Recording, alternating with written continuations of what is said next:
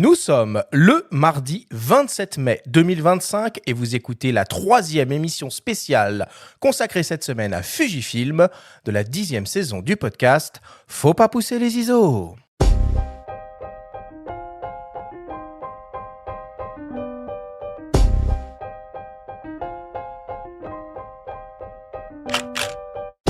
Bienvenue sur Faut pas pousser les ISO, le podcast hebdo pour tous les passionnés de photos et de vidéos.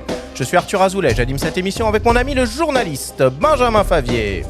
Aujourd'hui, on retrouve de nouveau Fujifilm pour parler grand format et découvrir leur tout premier boîtier compact du système GFX. Je nomme le Fujifilm GFX 100 RF. Avec Jules Azéli de Fujifilm France et le photographe Mathias Zwick, ambassadeur du GFX 100 RF, nous allons tout vous dire sur cet incroyable nouvel appareil qui fait déjà beaucoup parler de lui.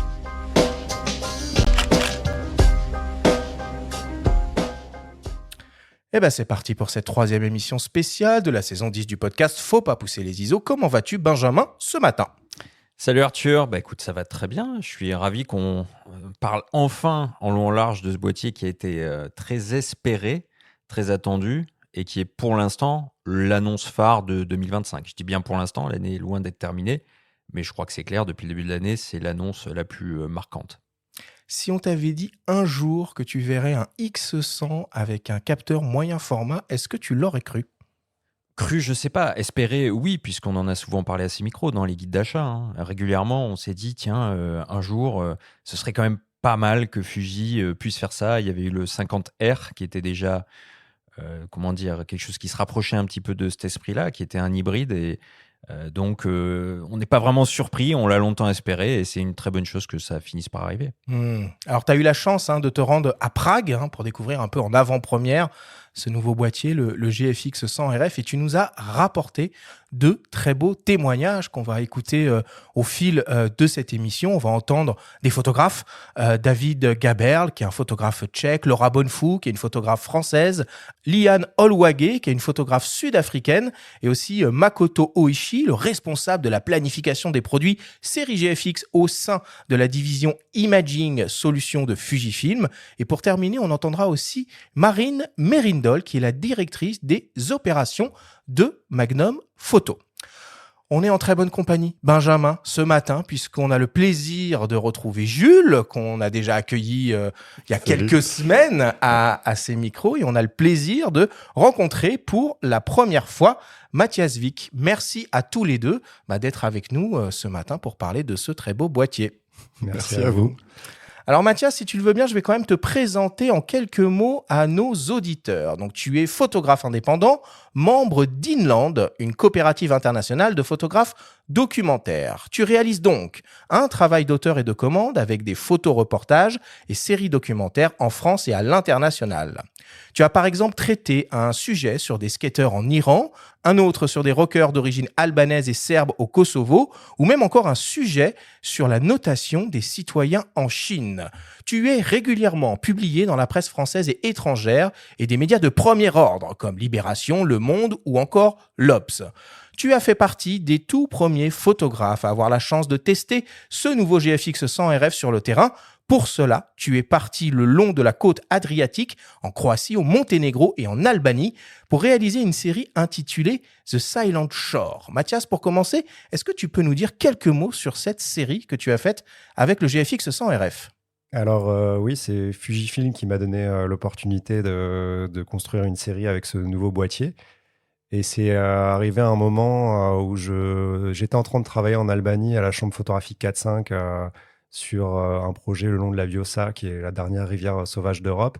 Et quand Fuji m'a contacté pour tester ce boîtier, je me suis dit que ça serait intéressant de faire une forme de continuité de cette rivière qui se jette dans l'Adriatique et de continuer cette forme de pérégrination, road trip, le long, cette fois-ci, de l'Adriatique avec un seul boîtier, un seul objectif et du coup, pas un sac à dos hyper lourd avec les trépieds, les boîtiers et tout. Donc, c'est un sujet qui est à la lisière entre du documentaire et une photographie plus déambulatoire, où je me suis vraiment intéressé au paysage de l'Adriatique durant l'hiver, donc à une époque où il n'y a plus ce tourisme de masse, et pour essayer de voir un peu de retrouver cette relation des gens qu'ils ont avec leur paysage, avec la mer, qui peuvent enfin retrouver et de constater ces stigmates d'un tourisme surabondant qui peut potentiellement abîmer les paysages et voilà, de photographier tout ça. Donc ça fait une série qui allie du paysage avec du portrait, avec du détail, avec des stigmates de cette activité touristique passée et ce retour du paysage pour les habitants de cette région, donc de la connexion qu'ils ont avec. Est-ce que tu peux nous dire un mot de ce collectif Inland ? Donc Inland, c'est une coopérative internationale de photographes documentaires. On est répartis un peu dans le monde entier. C'est ce qui fait aussi une de nos particularités. Et la première particularité, c'est surtout qu'on travaille au long cours sur des projets documentaires. Donc on est ancré dans le réel, dans ce qu'on raconte, mais on se permet aussi plus de liberté sur la forme qu'un photojournalisme plus conventionnel, on va dire. Et donc voilà, c'est une coopérative qui a maintenant 5 ans et qui évolue petit à petit. Et comment t'es tombé dans la marmite Fujifilm ? Je suis tombé dans la marmite Fujifilm un peu par hasard. C'était au moment des séries X et moi, je photographiais pas mal à l'argentique parce que c'est comme ça que j'ai démarré la photographie. Et j'avais du coup pour le travail, j'étais un peu obligé d'avoir un boîtier numérique, sauf que c'était un Nikon D800 qui était très bien en termes de qualité d'image, mais j'avais aucun plaisir à photographier avec, honnêtement. Et ce qui fait que je l'utilisais que pour le boulot, mais c'était vraiment par défaut, quoi. Et à la même époque, un copain, Romain, a acheté le XT1, il me semble, et m'a un peu fait découvrir l'univers Fuji. Et je me suis laissé séduire. Et le X Pro 2 était sorti à ce moment-là. Et j'ai donc investi, j'ai revendu mon D800 pour acheter un X Pro 2. Et ça a été une petite révélation parce que l'argentique m'a appris à pas beaucoup faire d'images, à plus réfléchir en amont et à me dire non, je ne fais pas la photo. Donc, je passais plus de temps à ne pas cliquer qu'à cliquer. Ce qui m'a permis quand même d'apprendre à être exigeant, être dans l'observation des lumières, des choses qui se passent devant moi. Et j'ai pu, je pense, avoir une évolution dans ma photographie en me permettant ce passage au numérique avec un boîtier qui m'a séduit parce que je le trouvais esthétiquement beau, j'aimais bien le rendu des couleurs. Je le trouvais compact, discret, ce qui est bien quand on fait du reportage. Et avec pourtant un capteur plus petit que ce que tu pourtant un utilisais à capteur plus l'époque. petit. Mais ça ne m'a pas forcément dérangé parce que j'étais satisfait par le rendu des fichiers quand même au niveau surtout des couleurs.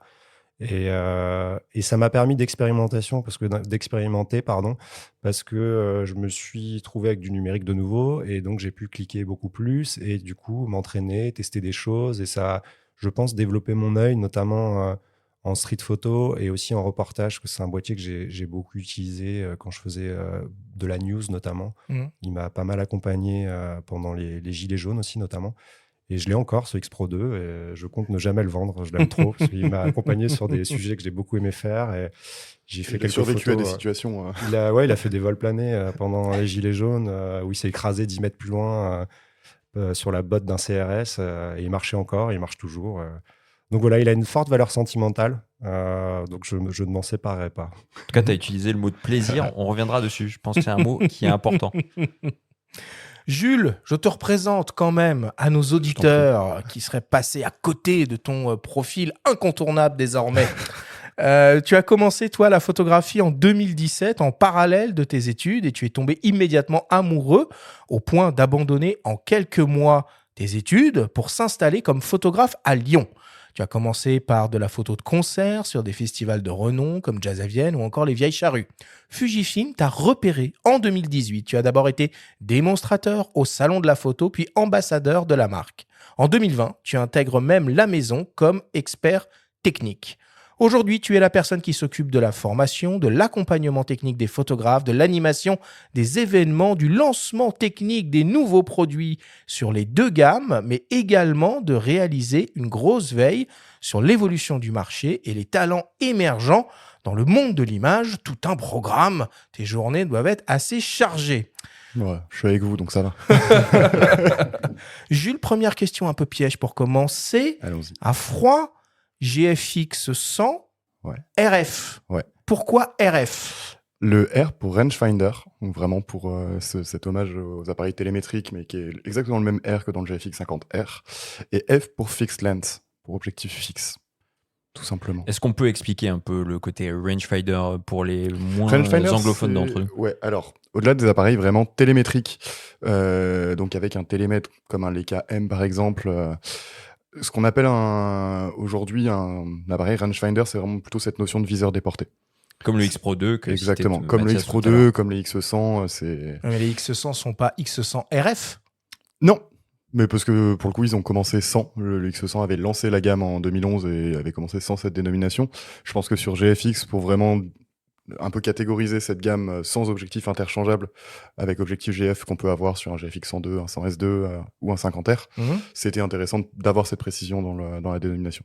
Et le 50R que j'ai cité tout à l'heure en introduction est un rangefinder. Exactement, ouais. Tu avais déjà cette appellation. Bon, alors aujourd'hui, on va principalement parler du GFX 100 RF. Donc, votre premier boîtier expert tout en un, grand format.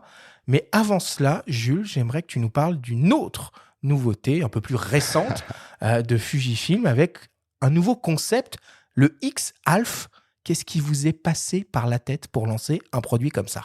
Alors, qu'est-ce qui nous est passé par la tête? Très sincèrement, c'est une bonne question. Encore une fois, si j'avais toutes les réponses, je serais peut-être pas là pour en parler. Non, le X-Alph, c'est effectivement une proposition de concept par Fujifilm pour dire on ressort, entre guillemets, on va faire vraiment une proposition de point and shoot, comme on a pu l'avoir énormément en argentique, mais façon numérique, avec en même temps beaucoup de caractéristiques qui vont nous rappeler cette photo analogique. C'est-à-dire qu'on a énormément de fonctionnalités qui vont nous permettre de nous contraindre un petit peu dans notre façon de produire des photos, ce dont on n'a plus l'habitude avec nos téléphones. Tout simplement, on peut shooter à l'infini tout le temps quand on veut. Ce boîtier propose aussi des modes, par exemple le mode pellicule, qui va vous forcer à avoir juste 36 poses sans regarder vos images, avec ce petit bras de levier hérité de l'argentique, qui va vous permettre de récupérer un peu cette sensation d'image plus lente. Mathias parlait de projets au long cours et de photographie un petit peu plus lente. C'est quelque chose dont on reparle de plus en plus en ce moment. Le X-Alph peut permettre ça. Pour moi, son gros intérêt, ça va être vraiment son orientation de capteur en vertical. Même si c'est un capteur 1 pouce. C'est original, ça. Pour l'instant, on l'avait pas trop vu. Enfin, c'est effectivement un rappel à ce qu'on a pu connaître en demi-format à l'époque. Mais c'est vrai que ce capteur vertical, aujourd'hui, 95% des photos qui sont faites sont en vertical. C'est pas un jugement de valeur, c'est un fait. Mais du coup, c'est aussi une autre façon de proposer une ergonomie, de proposer... en choix de composition, ça va aussi amener d'autres choses, je pense, cette ergonomie complètement pensée pour le vertical. Faciliter un petit peu, arrêter de se contorsionner dans tous les sens pour faire des images que finalement on va utiliser assez rapidement sur les réseaux. On va en parler d'ailleurs de ce ratio 3-4. Ouais. On va en parler puisque le GFX 100 fait. le permet aussi via sa molette qui permet d'accéder à différents ratios. Et pourquoi surtout que c'est le ratio originel du capteur. Complètement. Et pourquoi ne pas être allé vers l'argentique? On a vu Pentax récemment aller sur ce modèle-là, sur un petit compact comme ça, un peu similaire, avec un format aussi rétréci, comme on peut dire. Pourquoi avoir conservé le numérique tout en faisant un clin d'œil à l'argentique, puisqu'on aperçoit les pellicules qui défilent sur le côté? Encore une fois, je ne suis pas dans les bureaux de développement, enfin de recherche et développement au Japon. Non, mine de rien, c'est quand même... Aujourd'hui, on sait pertinemment que toutes les images ont vocation à finir sur les réseaux sociaux. Enfin, pour la grande majorité. L'intérêt du 4 tiers, c'est que tu as quand même un petit peu de latitude pour regrouper. En fait, le format de capteur en 4/5e n'existe pas. 4/5e étant le standard réseaux sociaux aujourd'hui. Donc on reste sur un capteur 4 tiers, sur du 1 pouce, ça laisse une diagonale de 18 si je dis pas de bêtises, donc on a quand même un peu de place pour mettre des photos 6. On n'a pas une résolution trop importante, ce qui permet de garder une sensibilité assez cohérente. Donc c'était important, je pense, de ne pas proposer une solution extrême uniquement argentique, comme ce qu'on a pu voir ces derniers temps chez Pentax ou chez Leica, parce qu'aujourd'hui, la production de films étant ce qu'elle est chez Fujifilm, c'était pas forcément cohérent dans la chaîne d'images qu'on propose. Proposer un objet, parce qu'on parlait énormément d'objets et de relations à l'objet chez Fujifilm, proposer un objet qui rappelait la photo analogique sans cette contrainte de coût, enfin cette contrainte financière de pellicule, de film, de développement, ça peut avoir un intérêt pour pas mal d'utilisateurs. On invite nos auditeurs à réécouter l'émission qu'on a fait en ta compagnie sur toute la science des couleurs Fujifilm et les simulations de films qui, par contre, sont intégrées dans ce boîtier. Tout à fait, ouais, bien sûr. On garde évidemment la Color Science Fuji. Bon, on va revenir sur le sujet de cette émission, à savoir le nouveau GFX 100 RF. Et on va commencer finalement par évoquer l'histoire de ce système GFX et aussi l'histoire de la série X100, puisque ces deux histoires sont finalement liées pour comprendre les origines de ce nouveau boîtier. Jules, le système GFX, ça commence en 2016 avec le X50S. Est-ce que tu peux nous faire GFX 50S. GFX Ouais. 50S. Est-ce que tu peux nous faire une petite chronologie des choses? Ouais, alors là, tu vas commencer à me challenger un petit peu en termes de date. Je t'aiderai au pire. Donc effectivement, en 2016, donc ça fait 5 ans que la gamme X existe déjà chez Fujifilm. Elle a été lancée en 2011 avec le premier X100. Donc du petit capteur, on sait le faire. On a une gamme qui commence à être étoffée. Les XT2 sont sortis, les X Pro 2 sont sortis également. En fait, même on en est dans la gamme X en X100, on en est au moment du X100F. Donc on est sur du X-Trans 3. C'est un capteur qui commence à être abouti. On a une gamme optique qui s'étoffe également, mais on a toujours cette problématique, c'est qu'on a quand même beaucoup de photographes qui viennent nous voir, qui viennent comme Mathias du plein format et qui nous disent bon, les petits capteurs c'est un peu contraignant parce que j'ai besoin de lumière, j'ai besoin de plus de dynamique, j'ai parfois besoin de moins de profondeur de champ. Et on va se servir aussi de tout ce qu'on a pu faire en argentique depuis la fin des années 60 même 1948, le premier moyen format chez Fuji. Pour proposer en fait un capteur plus grand que ce qu'on connaît aujourd'hui sur le marché grand public et pour se lancer dans cette démocratisation et cette vulgarisation du moyen format. En 2016, le moyen format, il est trusté par Pentax, Hasselblad, Phase One, Leica en a un également, mais c'est tout. Et le ticket d'entrée sur un système moyen format avec un boîtier et 2 optiques, on est autour de 50 000 €. Ce qui c'est pas des boîtiers accessibles à n'importe qui, c'est des boîtiers qui sont très lents, qui sont très lourds, qui sont destinés à faire de l'archi, du studio, éventuellement du paysage, mais c'est des boîtiers qui restent assez contraints dans leur utilisation en numérique. Fujifilm arrive avec ce GFX 50S1 sur un boîtier qui coûte autour de 7 500 €, avec une gamme optique, avec un autofocus intégré, etc. Ce qui n'était pas forcément courant sur les gammes moyen format numériques. Et vraiment avec cette vocation de proposer un moyen format plus léger, plus rapide, et qui va avoir pour projet de sortir en reportage, de sortir des studios, et tout en proposant une qualité d'image qu'on ne connaît pas dans la photographie grand public à ce moment-là. Donc, le 50S est une première révolution en soi, de par sa résolution, parce que 50 millions de pixels en 2016, c'est pas une résolution qu'on connaît vraiment. Il y a que Sony. Non, c'est dingo. Que Sony qui avait son 42 déjà sur la 7R2 à l'époque, mais sur plein format. Donc 50 millions de pixels sur moyen format, ça surprend un petit peu tout le monde. Et la qualité d'image, la dynamique, on se rend vite compte qu'elle est complètement folle, quoi. Donc c'est à ce moment-là, on a de plus en plus de photographes et j'en fais partie à cette époque-là. C'est le moment où je commence la photo. Le rêve de toucher un moyen format numérique, il devient un peu plus palpable. Okay. Là où auparavant c'était complètement inaccessible, utopique. Ouais. En 2017 est annoncé le GFX 50R, où là on appuie un petit peu sur le fait, voilà, on peut faire un boîtier moyen format qui se destine au reportage. Mathias, toi tu utilises encore, si je dis pas de bêtises, un petit peu ton 50R tout le temps en docu. Ouais. Il est génial ce boîtier. C'est une ergonomie qui est... C'est l'autofocus qui devrait être mis à jour, mais si Fujifilm nous écoute... Alors Fujifilm peut vous écouter, là on a une contrainte de technologie de capteur quand même, c'est qu'on est encore sur un capteur à détection de contraste. Exactement. Et après, merci parce que du coup ça a facilité la transition. Je pense que même si l'autofocus est en effet plus lent, c'est aussi un boîtier qui, moi, dans mon champ du documentaire, a séduit énormément de photographes parce qu'on était beaucoup à travailler au moyen format argentique. Et on en a un peu parlé, mais le cours de la péloche est tellement élevé que c'est devenu une alternative hyper intéressante. Et le 50R, par son style aussi, il a séduit pas mal de photographes qui travaillaient de manière lente avec des focus manuels, et même moi honnêtement j'utilise des optiques que j'adapte et qui du coup ça me dérange pas en fait que ça soit toi lent, l'autofocus c'est pas un sujet dans ton domaine, donc c'est pour ça que je pense que même le 50R il est encore hyper demandé et apprécié dans les photographes documentaires, et on le trouve d'occasion beaucoup. Oui, ouais. Et pour plus cher que ça d'ailleurs, c'est assez intéressant si on veut aller vers le moyen format. Mais je me demande si c'est pas un des premiers moyens format numériques qui devient un peu iconique.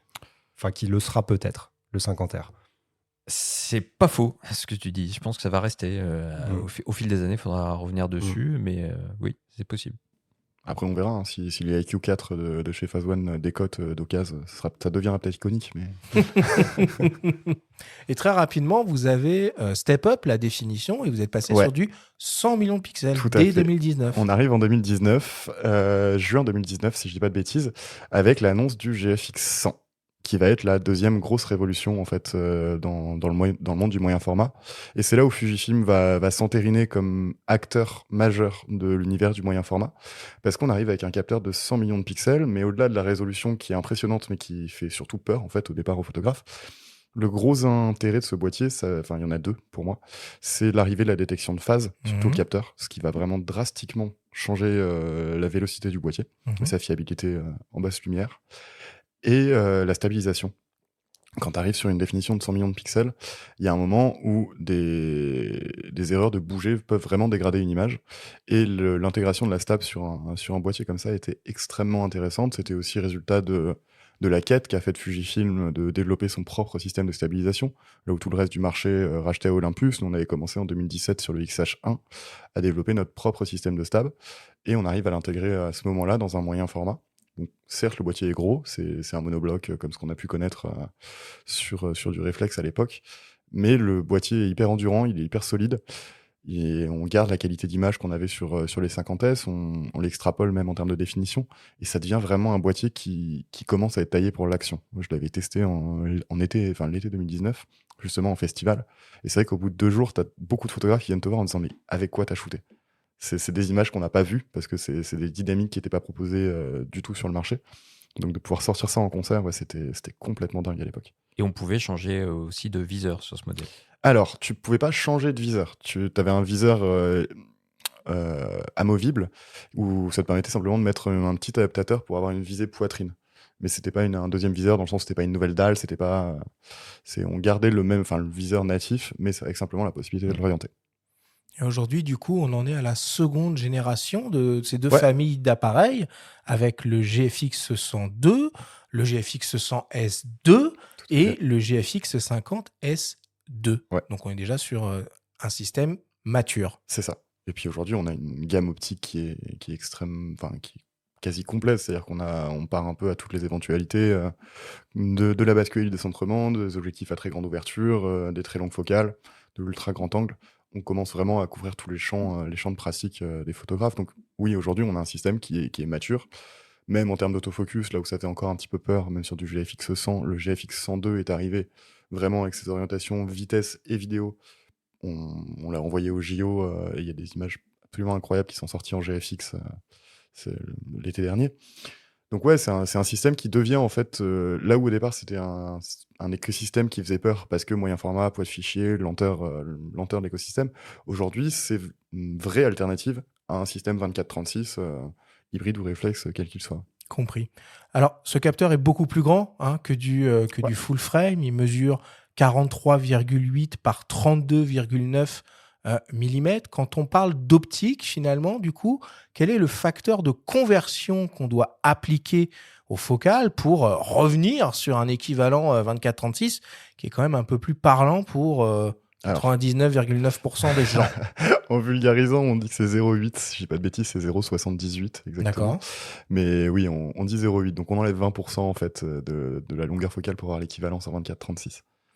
Et comment ça se passe finalement le développement des technologies? Est-ce que c'est des technologies qui sont développées, conçues pour le système grand format, ou finalement c'est le grand format qui hérite des technologies que vous développez et implémentez dans le système X? Ça dépend vraiment des systèmes. C'est une très très bonne question.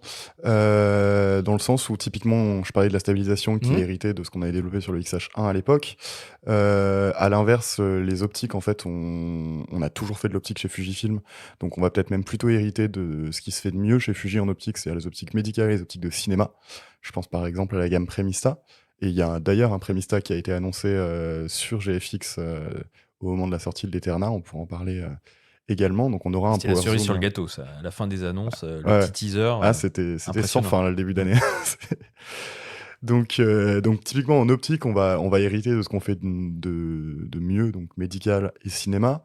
L'autofocus, typiquement, on change de matrice, donc je ne saurais pas dire dans quel sens le passage se fait, Mhm. parce que c'est aussi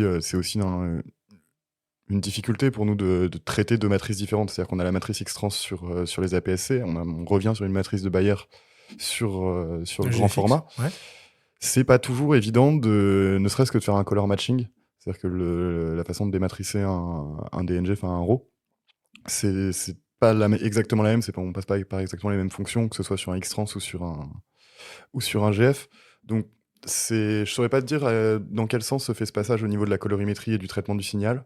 Mais ouais, grosso modo, en fait, toutes les entités Fujifilm vont discuter et hériter les unes les autres des technologies qui sont développées. Ok. Je pense pas que ce soit unilatéral pour tout. Hmm. Mathias, de ton point de vue, c'est quoi les grands avantages de ce capteur moyen format ou grand format, comme vous aimez bien l'appeler chez Fujifilm, si on le compare à une expérience, à une qualité d'image avec un 24-36 un peu plus conventionnel?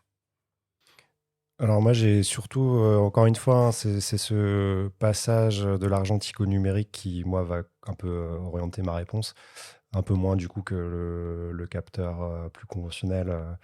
C'est cette dynamique, moi, qui m'a beaucoup plu, en fait, hein. C'est-à-dire que je retrouve des détails dans les ondes, dans les hautes lumières, qui, moi, me plaisent énormément parce que j'arrive à avoir ce rendu quasiment moyen format argentique, voire chambre 4.5, hein. Parfois, je double, en fait, avec mon GFX les sujets que je fais à la chambre 4.5 et j'ai des images, franchement, qui sont hyper proches, hein, à se demander même pourquoi encore, quel est l'intérêt de faire de la 4.5, si ce n'est le processus Tu intellectuel. t'es mis un système Mais pour pouvoir monter le boîtier sur ta chambre? non, je double en fait. Ok. Je l'ai pas fait avec un système. Je me mets au même endroit et je double l'image. Mais c'est donc moi, c'est vraiment cette plage dynamique et je sais que je vais pouvoir avoir des détails dans mes hautes lumières, dans mes ombres et ça me plaît beaucoup parce que le rendu que j'ai à la fin, il est hyper détaillé dans les ombres et je peux avoir des tons noirs quand même, noirs, mais un rendu qui reste doux et qui, moi, me séduit beaucoup. Et tu bosses en JPEG ou en utilisant les simulations de films ou alors tu passes par le RAW pour récupérer un maximum de dynamique justement? Je passe toujours par le RAW. Quand j'ai testé là, le dernier GFX, au début, j'ai shooté en JPEG parce qu'il n'y avait pas encore la possibilité de retoucher les RAW. Et c'est intéressant, mais ça m'a un peu frustré parce que quand on a l'habitude de bosser à partir des fichiers RAW que les GFX offrent, passer au JPEG, moi, c'est pas une expérience que je referais. Je préfère appliquer par la suite les presets Fuji par exemple Capture One plutôt que de les appliquer en amont. C'est-à-dire que je les vois sur mon boîtier. Si je veux regarder l'image du boîtier, ça me permet déjà d'avoir un peu un aperçu du rendu que j'aurai. Mais pour moi, c'est très difficile de ne pas travailler à partir des RAW. C'est peut-être une grosse différence avec les X-Trans dont tu parlais tout à l'heure, où sur un X106, peut-être on va privilégier le JPEG ou le rendu, on va s'en contenter. Le JFX pour en tirer la quintessence, peut-être passer par le RAW. Je sais pas si on va se contenter d'un JPEG sur série X. Ma réponse est toujours la même à ce sujet, ça dépend de tes contraintes. C'est-à-dire que si ta contrainte, c'est de la news où tu dois envoyer des fichiers légers super rapidement en agence ou à la presse, effectivement, bosser en JPEG, c'est un gros plus. Si t'es comme Eric Bouvet et que de toute façon tu n'aimes pas la post-prod et que tu veux pas en faire, le JPEG, étant donné que tu peux le travailler en interne au niveau de ton boîtier, s'y destine tout à fait.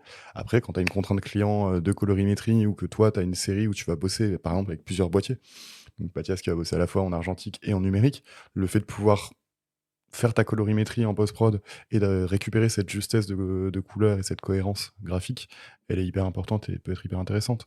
Donc, les JPEG de GFX sont très beaux, ont même une dynamique assez large, même si c'est du JPEG, ça reste du 8 bits ou de l'HEIF aujourd'hui en 10 bits, mais tu retrouves quand même une douceur qui est propre au capteur GFX, mais tu as moins cette latitude de post-production sur JPEG, mais ça peut avoir un intérêt.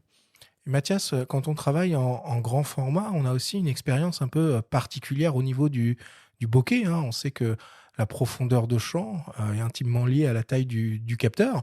Est-ce que tu peux nous parler du coup de cette expérience et de les possibilités en termes de bokeh et de profondeur de champ qu'offre le grand format comparé à du 24-36? Bah oui, clairement. En plus, encore une fois, ouais, je vous parlais de ce passage du moyen format argentique où on a des bokeh qui sont assez beaux, qui sont même très reconnaissables en fonction de certains appareils. Et d'autant plus là, sur les derniers projets que je faisais à la chambre, où l'histoire, en effet, du bokeh, de la profondeur de champ est très, très, très importante. On la retrouve assez facilement avec les moyens, enfin les moyens formats numériques, les pleins formats. Du coup, par exemple, moi j'utilise donc le 50R encore. Et bah, un F2 sur un GFX, c'est déjà assez fabuleux, hein. Moi j'aime bien les portraits, par exemple, en plein pied quand je fais des projets. Et à F2 avec un GFX, j'arrive à détacher complètement mon sujet de l'arrière-plan. Et ça fait un effet vraiment tridimensionnel qui est hyper beau, hyper doux, qui permet d'avoir en arrière-plan peut-être de flouter des éléments qui pourraient perturber le regard, de se focuser plus sur la personne. Donc c'est vrai que pour le portrait, c'est fabuleux. Hmm. Ou des détails d'objets, ou des choses comme ça. C'est vraiment très intéressant d'avoir ce bokeh, d'avoir cette profondeur de champ très réduite. Hmm. Alors, on imagine, hein, Jules, que 100 millions de pixels, c'est un équilibre plutôt assez intéressant en termes de définition par rapport à la surface, à la taille du capteur, qu'on va retrouver dans le GFX 100 RF et dans les GFX 100 à objectif interchangeable. Dans le monde du grand format, du moyen format, il existe encore des capteurs plus définis. On pense naturellement au Phase One IQ4 qui propose du 150 millions de pixels. Est-ce que selon toi, la suite logique de tout ça, ça va être un GFX 200 ou un GFX 150 dans le futur? Alors, j'en sais rien du tout, dans le sens où aujourd'hui 100 millions de pixels te permet de faire déjà de faire énormément de choses. Typiquement, aujourd'hui, on le voit sur des grosses campagnes en magazine, où en fait on a surtout un énorme set design, une photo, et tu vas te permettre, grâce à ces 100 millions de pixels, de faire des extraits de cadres pour pouvoir sortir toute une série de maquettes. Toute une série de maquettes avec une seule image. Si tu vas gagner énormément de temps en production sur le plateau, et ensuite tu vas te servir de la post-production et des opportunités de ce capteur pour aller sortir toutes tes images. Aller au-delà, il y aura toujours une demande. Typiquement, on travaille énormément aujourd'hui sur la numérisation et l'archivage. La définition est une contrainte et les 100 millions de pixels ne sont pas forcément toujours suffisants quand tu dois vraiment faire de l'archivage pour les archives nationales, par exemple, sur lesquelles on est en train de travailler en ce moment. C'est des choses où là, on peut vraiment avoir un intérêt à utiliser que ce soit un pixel shift pour arriver à 400 millions de pixels, ou effectivement des capteurs de plus en plus définis. Tu peux nous rappeler ce que c'est le pixel shift? Le pixel shift, c'est en fait, on va se servir du système de stabilisation, qui est donc juste une cage avec un champ électromagnétique. On va faire varier légèrement la tension pour avoir un décalage de un demi-pixel à chaque fois. Et on va prendre 16 images qu'on va combiner en une seule et même image de très haute résolution. Ça marche dans des conditions très particulières, c'est-à-dire pas de variation de température, pas de vibration. Si vous avez une gare ou une station de métro qui passe en dessous de chez vous, on oublie. C'est très particulier, mais pour des applications particulières également, ça peut avoir un gros intérêt. Le capteur à plus haute définition, à mon sens, on arrive un peu à terme de cette course au pixel. On y a eu droit pendant 10 ans, c'était très bien, c'était très chouette, c'était très beau. Tout le monde s'est tiré la bourre. Je pense que 100, 150, on arrive à des résolutions où déjà, on a très peu de photographes qui ont besoin de 100 millions de pixels. C'est-à-dire que je connais très peu de photographes qui font des tirages en 15 par 20. Ça se fait de moins en moins. Aujourd'hui, en plus, on a de plus en plus de productions 3D qui vont avoir tendance à être imprimées sur ce type d'affiche. Il y a encore des constructeurs qui font de plus en plus denses, de plus en plus définis. On a Sony qui a commercialisé un capteur qui n'est pas exploité encore, un capteur de 250 millions de pixels qui est plus grand que le GF. Je ne sais pas s'il a vocation à finir dans un système grand public ou en machine vision, je ne sais pas. Mais visiblement, s'ils l'ont développé et s'ils le commercialisent, c'est qu'à un moment, il y a une demande. Donc, est-ce que la gamme GF aura vocation à aller sur un capteur encore plus grand, encore plus défini? À ce jour, je ne sais pas. En revanche, tout est prêt si jamais il y a besoin d'y aller un jour. Bon. Et parallèlement au développement de ce système GFX, il y a eu aussi le développement de cette célèbre gamme de compact expert, hein, même si c'est presque un peu réducteur de l'appeler comme ça, APS-C pour le coup, avec la série X100. Ça a commencé en 2011 avec le X100 première génération, et le dernier opus de cette saga, c'est l'année dernière, avec le X100 6 et son capteur de 40 millions de pixels. Bon, c'est un concept compact expert, donc tout en un, on ne peut pas changer les objectifs. Est-ce que c'était finalement évident, cette fusion entre le grand format, le système GFX et cette approche tout en un, embarquée dans ce concept de compact expert, selon toi, Mathias? Je pense que oui, enfin, surtout, je parle au nom un peu du type de photographie que je fais, donc plus du reportage et du documentaire. On est quand même sur des consoeurs confrères qui aiment bien partir avec du matériel très léger et qui veulent pas s'encombrer. Donc, on aime bien partir avec un sac à dos, si possible. Il y a 3-4 jours de fringues et l'appareil photo. Donc, je pense que clairement, comme le Leica Q a séduit beaucoup de photoreporters, celui-ci va aussi séduire beaucoup de photographes, je dirais plus documentaires, parce que c'est encore une fois le côté plage dynamique qui va, à mon avis, intéresser pas mal de photographes plus documentaires, donc qui ont des sujets plus au long cours, plus lents. Et donc en soi, ça va, je pense, intéresser du monde, parce que faire tout avec un seul appareil photo, c'est quand même assez intéressant. Par contre, on dit compact, tout est relatif quand même. Même tu parlais du Leica Q, ça c'est compact, c'est pas non plus des appareils qu'on va mettre dans la poche, quoi.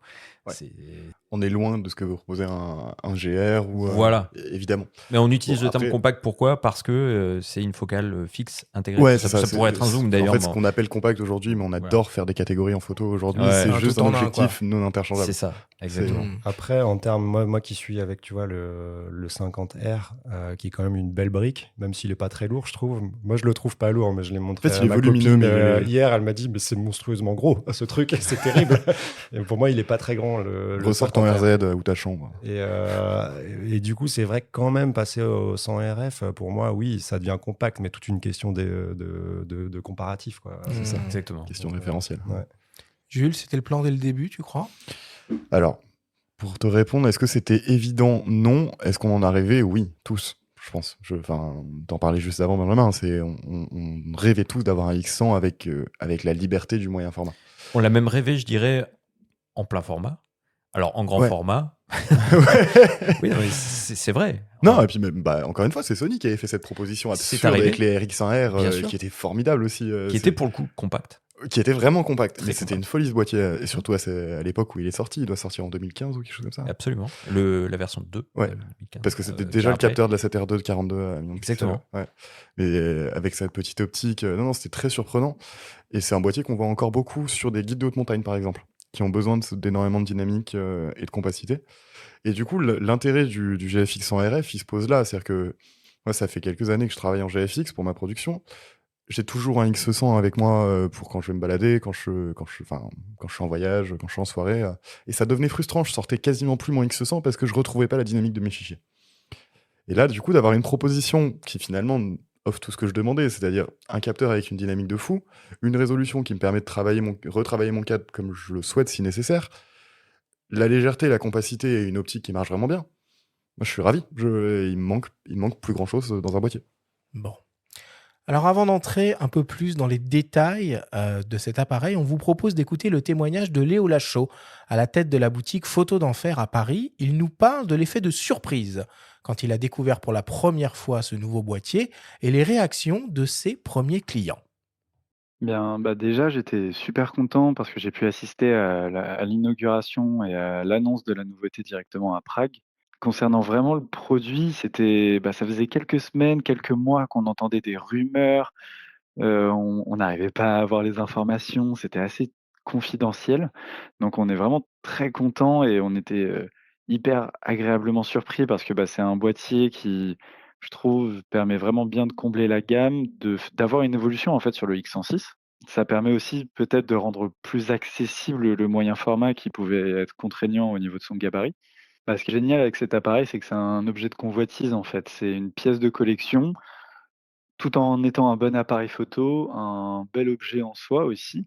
Et ce qui est génial, c'est que, depuis peu, on a, ça y est, un appareil, en vitrine.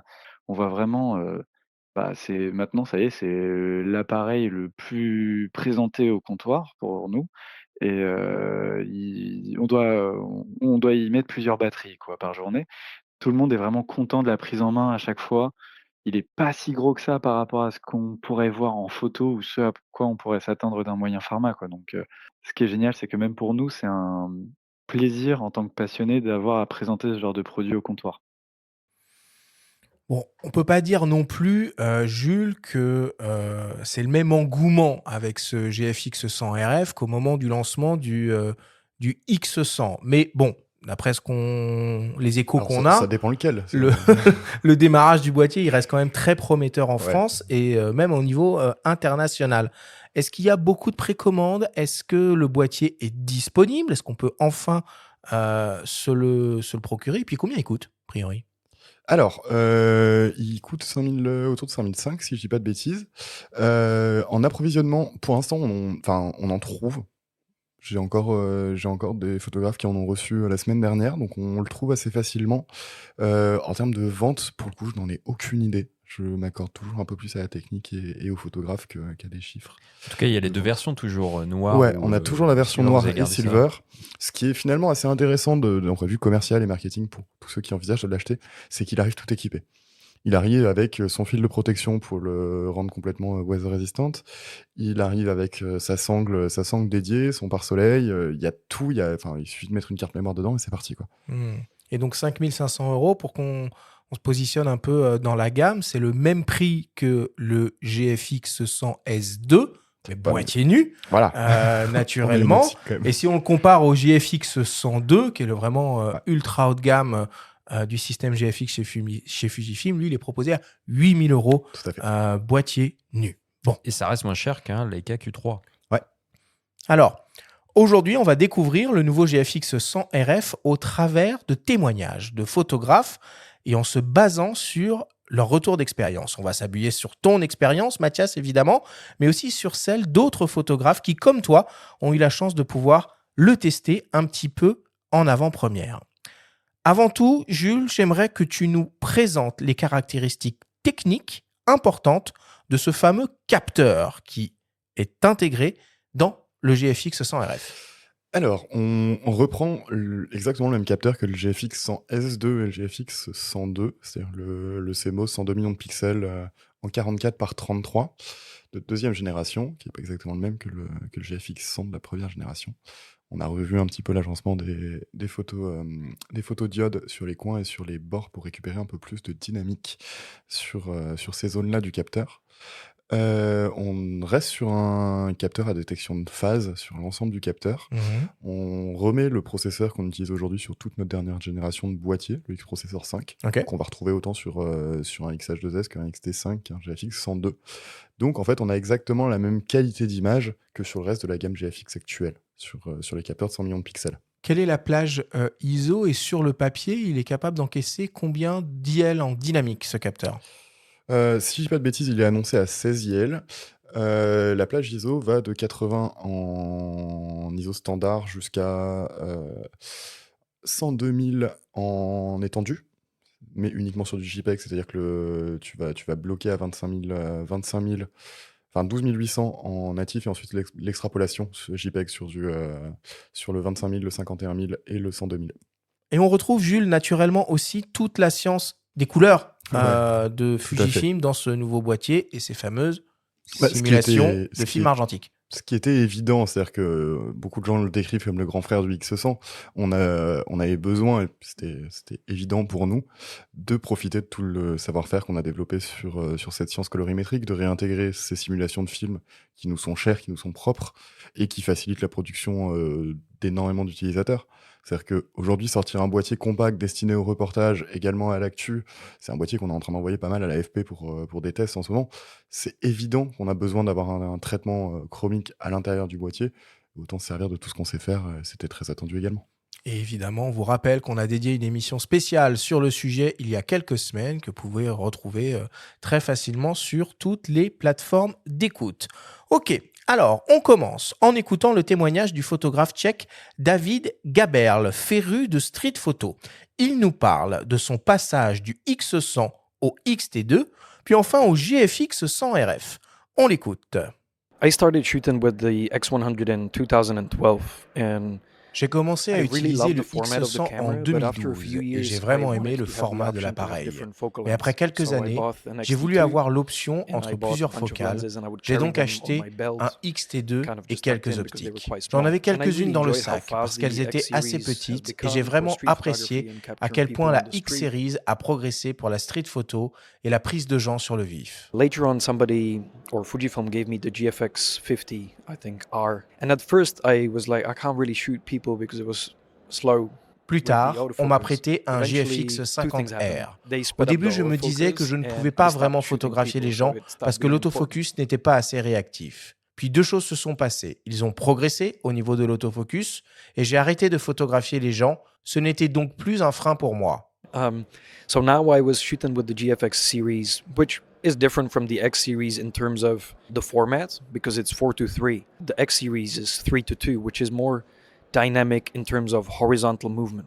La série And with the GFX est 4:3, différente de la série it's a bit X more en termes de closer to the format square parce que ratio, c'est so du it's a 4 bit tiers alors qu'on est sur du slower. 3 The demi images dans la feel série calmer, X, un format plus and it dynamique. came Le kind of format at the 4 right tiers time est for un peu me. It plus was proche du format approaching my carré, c'est donc 30th un peu plus birthday, lent. Les and I images felt like, okay, apparaissent plus maybe I need to calmes. slow down. Cette 20s were transition est hectic. arrivée à la bonne So I époque really pour enjoyed moi. the aspect J'approchais de ratio mon and 30e the dynamic anniversaire range of the et je me data. suis dit So I que could really j'avais peut-être process the besoin images in de the way I ralentir. wanted. Donc j'ai vraiment apprécié le ratio, le rendu et la dynamique des images.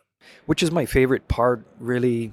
Like after taking photos, playing with the colors is what I really enjoy because the colors are the trigger for emotions most of the time. So I felt like I have more freedom to play with the colors. Ma partie And what préférée makes the après la prise de GFX vue, 100 c'est RF jouer avec les different is the couleurs. fact that C'est ce que j'aime I vraiment have parce que a les couleurs sont la compact clé camera with pour one déclencher lens, but I des can émotions change the la focal plupart du lengths. temps. So I don't J'ai have to l'impression carry any d'avoir extra plus de lenses with liberté me. de jouer What avec that les means couleurs. is I go Ce out qui and fait I la have a différence relatively avec light le camera in my GFX hand, 100 RF, and I c'est le feel fait que like j'ai une because I feel caméra lighter, compacte I feel like avec I'm une more optique playful. fixe, mais que je peux changer de focale. Donc je n'ai plus besoin de prendre des objectifs supplémentaires avec moi. Je me sens plus léger, plus agile sur le terrain. That's a really big kind of switch because I have a 4:3 format that's kind of C'est vraiment un changement noble and énorme still parce que j'ai kind of un big, grand format but at the 4 same tiers qui time est I feel noble d'une light. certaine façon. Mais I en même keep temps, saying it, I'm je just me so sens excited léger, about je the camera continue de le because it feels dire et like je I suis finally très got a emballé par camera cet that I appareil feel like I can parce qu'il shoot me for semble que j'ai enfin another un modèle que decade je or peux 2 utiliser decades. pendant Like I une don't ou I don't deux need décennies. anything else Je right n'ai now. besoin de rien d'autre en ce moment. So even when I had the X100, I didn't use the optical viewfinder. Somehow, for street photography, it felt easier for me to flip out the display, which wasn't even on the X100, I think, originally. But with the XT2, I would flip it out, and I was not so obtrusive when I wanted to take pictures of people.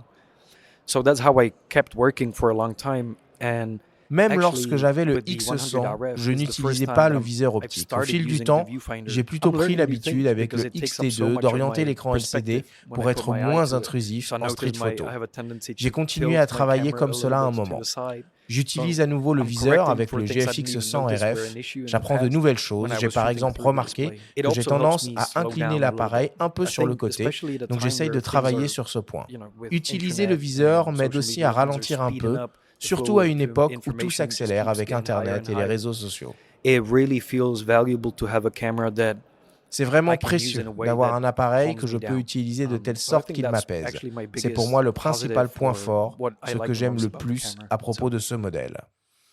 Bon, il parle de beaucoup de choses, David Gaberl, et c'est intéressant finalement de voir son raisonnement. On va revenir sur certains des sujets qu'il a abordés. On va commencer par parler du ratio du capteur grand format, qui est donc différent de celui d'un capteur APS-C. Mathias, je me tourne vers toi.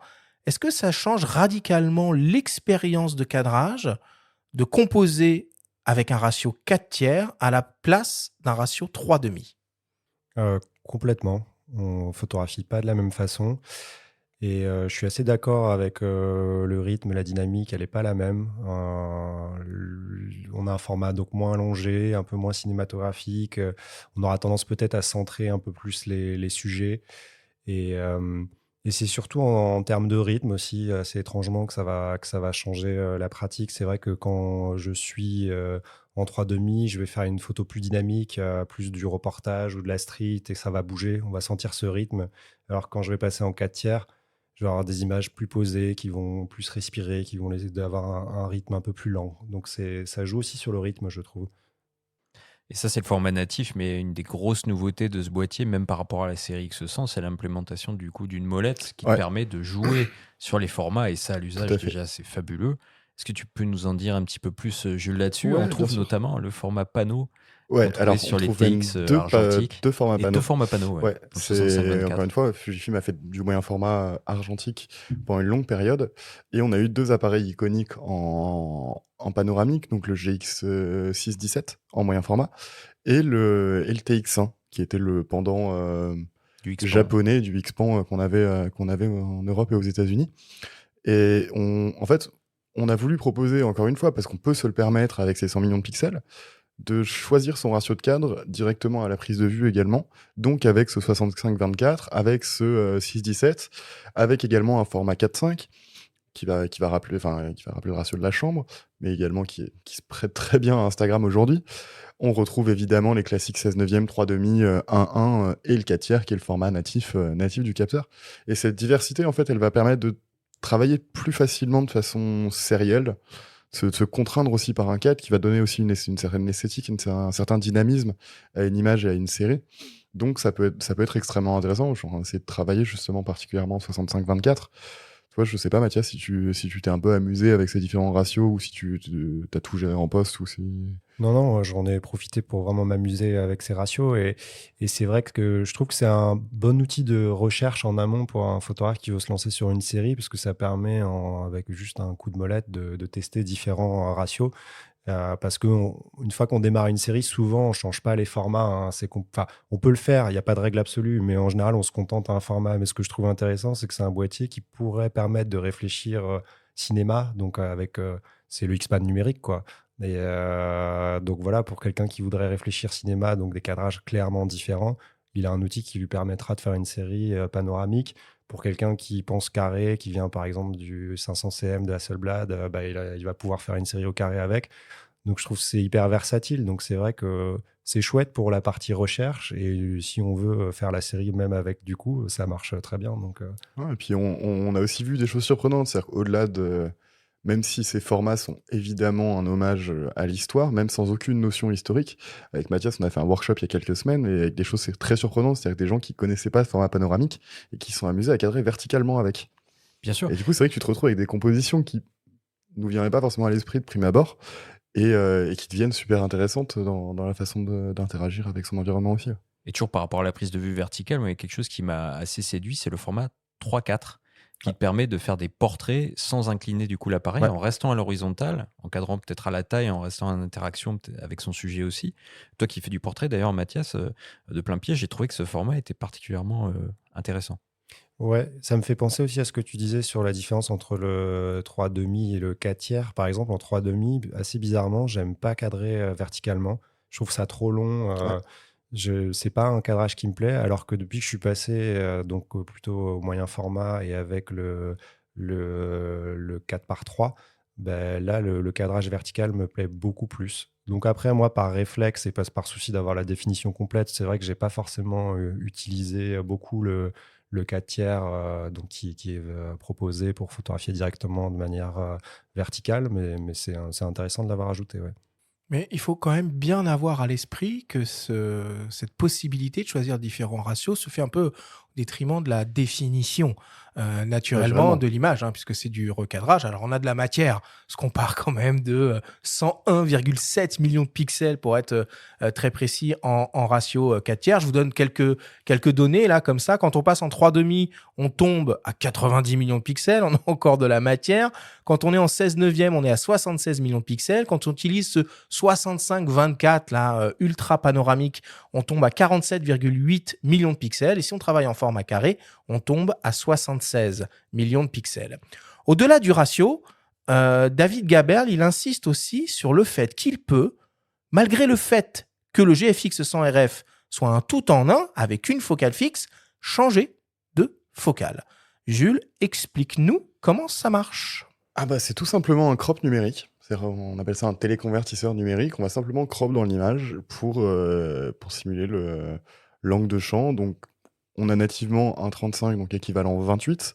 On va passer au 45 équivalent 35, au 63 équivalent 50 et au 80 équivalent 67 si je dis pas de bêtises. Donc Ça va nous permettre, encore une fois, on parlait, Mathias abordait la versatilité juste avant. Ça, c'est peut-être vraiment la feature la plus qui offre le plus de possibilités. C'est-à-dire que vraiment de pouvoir switcher entre 4 optiques très très rapidement, encore une fois, au détriment de la définition, mais on a tellement de pixels au départ que on reste très très large, et même si je dis pas de bêtises, il reste autour de 20 millions de pixels quand on est à 80. Ça reste complètement exploitable, ça reste largement utilisable dans plein de situations, et ça permet de garder une compacité assez monumentale sur le boîtier. Oui, d'ailleurs, une gâchette qui est dédiée à ce Ouais, mais en fait, celle téléconvertisseur qui vous numérique. permettait, sur le X100, elle permettait de switcher entre le viseur optique et le viseur numérique. Exactement. Maintenant, on s'en sert pour le téléconvertisseur. Mais c'est quand même pas la même chose, Mathias, un recadrage qu'un changement réel de focale, ne serait-ce qu'au niveau des perspectives. Ouais, c'est vrai que moi j'étais un peu perplexe au début avec ce système, et les Leica Q m'avaient pas forcément intéressé par rapport à ça, parce que j'avais peur de cette idée de perspective qui restait finalement la perspective de la focale de base, donc là l'équivalent 28. Donc je partais avec cette idée un peu critique, on va dire, du téléconvertisseur numérique. Et en fait, en pratique, quand on s'y prête, c'est assez intéressant. Et je pense que, à moins d'avoir vraiment un regard de grand technicien, on peut ne pas s'en rendre compte forcément. Et moi, ce qui m'intéresse à la fin, c'est surtout est-ce que j'ai l'image, donc à savoir est-ce que les perspectives restent en effet celles de la focale de base, mais j'ai quand même une image qui me plaît à la fin avec un seul boîtier. Donc voilà, tout est une question aussi de compromis. Et je trouve que c'en est un qui, moi en tout cas, m'a permis de faire les images que j'aurais aimé faire avec un vrai 50 ou un vrai 80. Mmh, mmh. Alors, l'objectif qui est intégré en physique, en optique, sur ce boîtier, c'est un Fujinon 35 mm f4 qui équivaut donc à un 28 mm.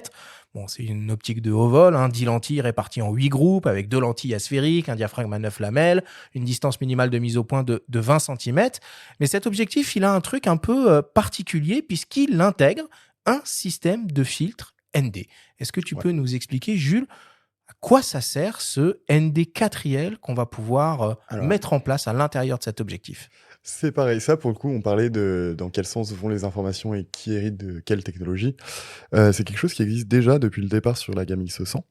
Et en fait, ce filtre ND va vous permettre de shooter à pleine ouverture, même dans des conditions de très haute lumière, ou pour quelqu'un qui va vouloir s'en servir en vidéo, également pour contrôler sa profondeur de champ un petit peu plus simplement. Donc c'est encore une fois, c'est des opportunités qu'offre le boîtier. Non, le filtre ND, ouais, c'est juste un petit peu plus de possibilités. On n'est pas encore sur un ND électronique qu'on peut trouver aujourd'hui sur des caméras de cinéma, par exemple, qui va être un ND variable avec un verre qui se teinte en fonction de l'intensité électrique qui passe dedans. On est encore sur un ND classique, analogique. C'est vraiment juste un petit filtre qui vient se mettre devant le capteur pour atténuer un petit peu la lumière. Alors, David, il parle aussi de son expérience de visée avec le boîtier et du fait qu'avec le GFX 100 RF, il s'est remis à travailler avec le viseur à la place de l'écran arrière, qu'il utilisait principalement sur son XT2. Jules, donc, à la différence d'un X106 qui dispose d'un viseur hybride optique numérique, le GFX 100 RF, il n'exploite qu'un viseur électronique. C'est un peu dommage. Ouais. Alors, encore une fois, on voulait un boîtier petit, compact, léger.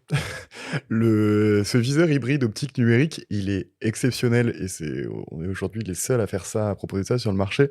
Mais c'est aussi une des pièces les plus techniques et complexes en termes d'ingénierie, en termes d'assemblage et en termes de contrôle qualité sur la fin. Tout doit être calé de façon extrêmement précise, et c'est quelque chose qui ne rentrait pas tout simplement dans le GFX 100 RF. Ça aurait rajouté des coûts de production, donc un boîtier beaucoup plus onéreux, un boîtier beaucoup plus lourd, parce que ça veut dire rajouter un prisme et les bouts de verre dedans.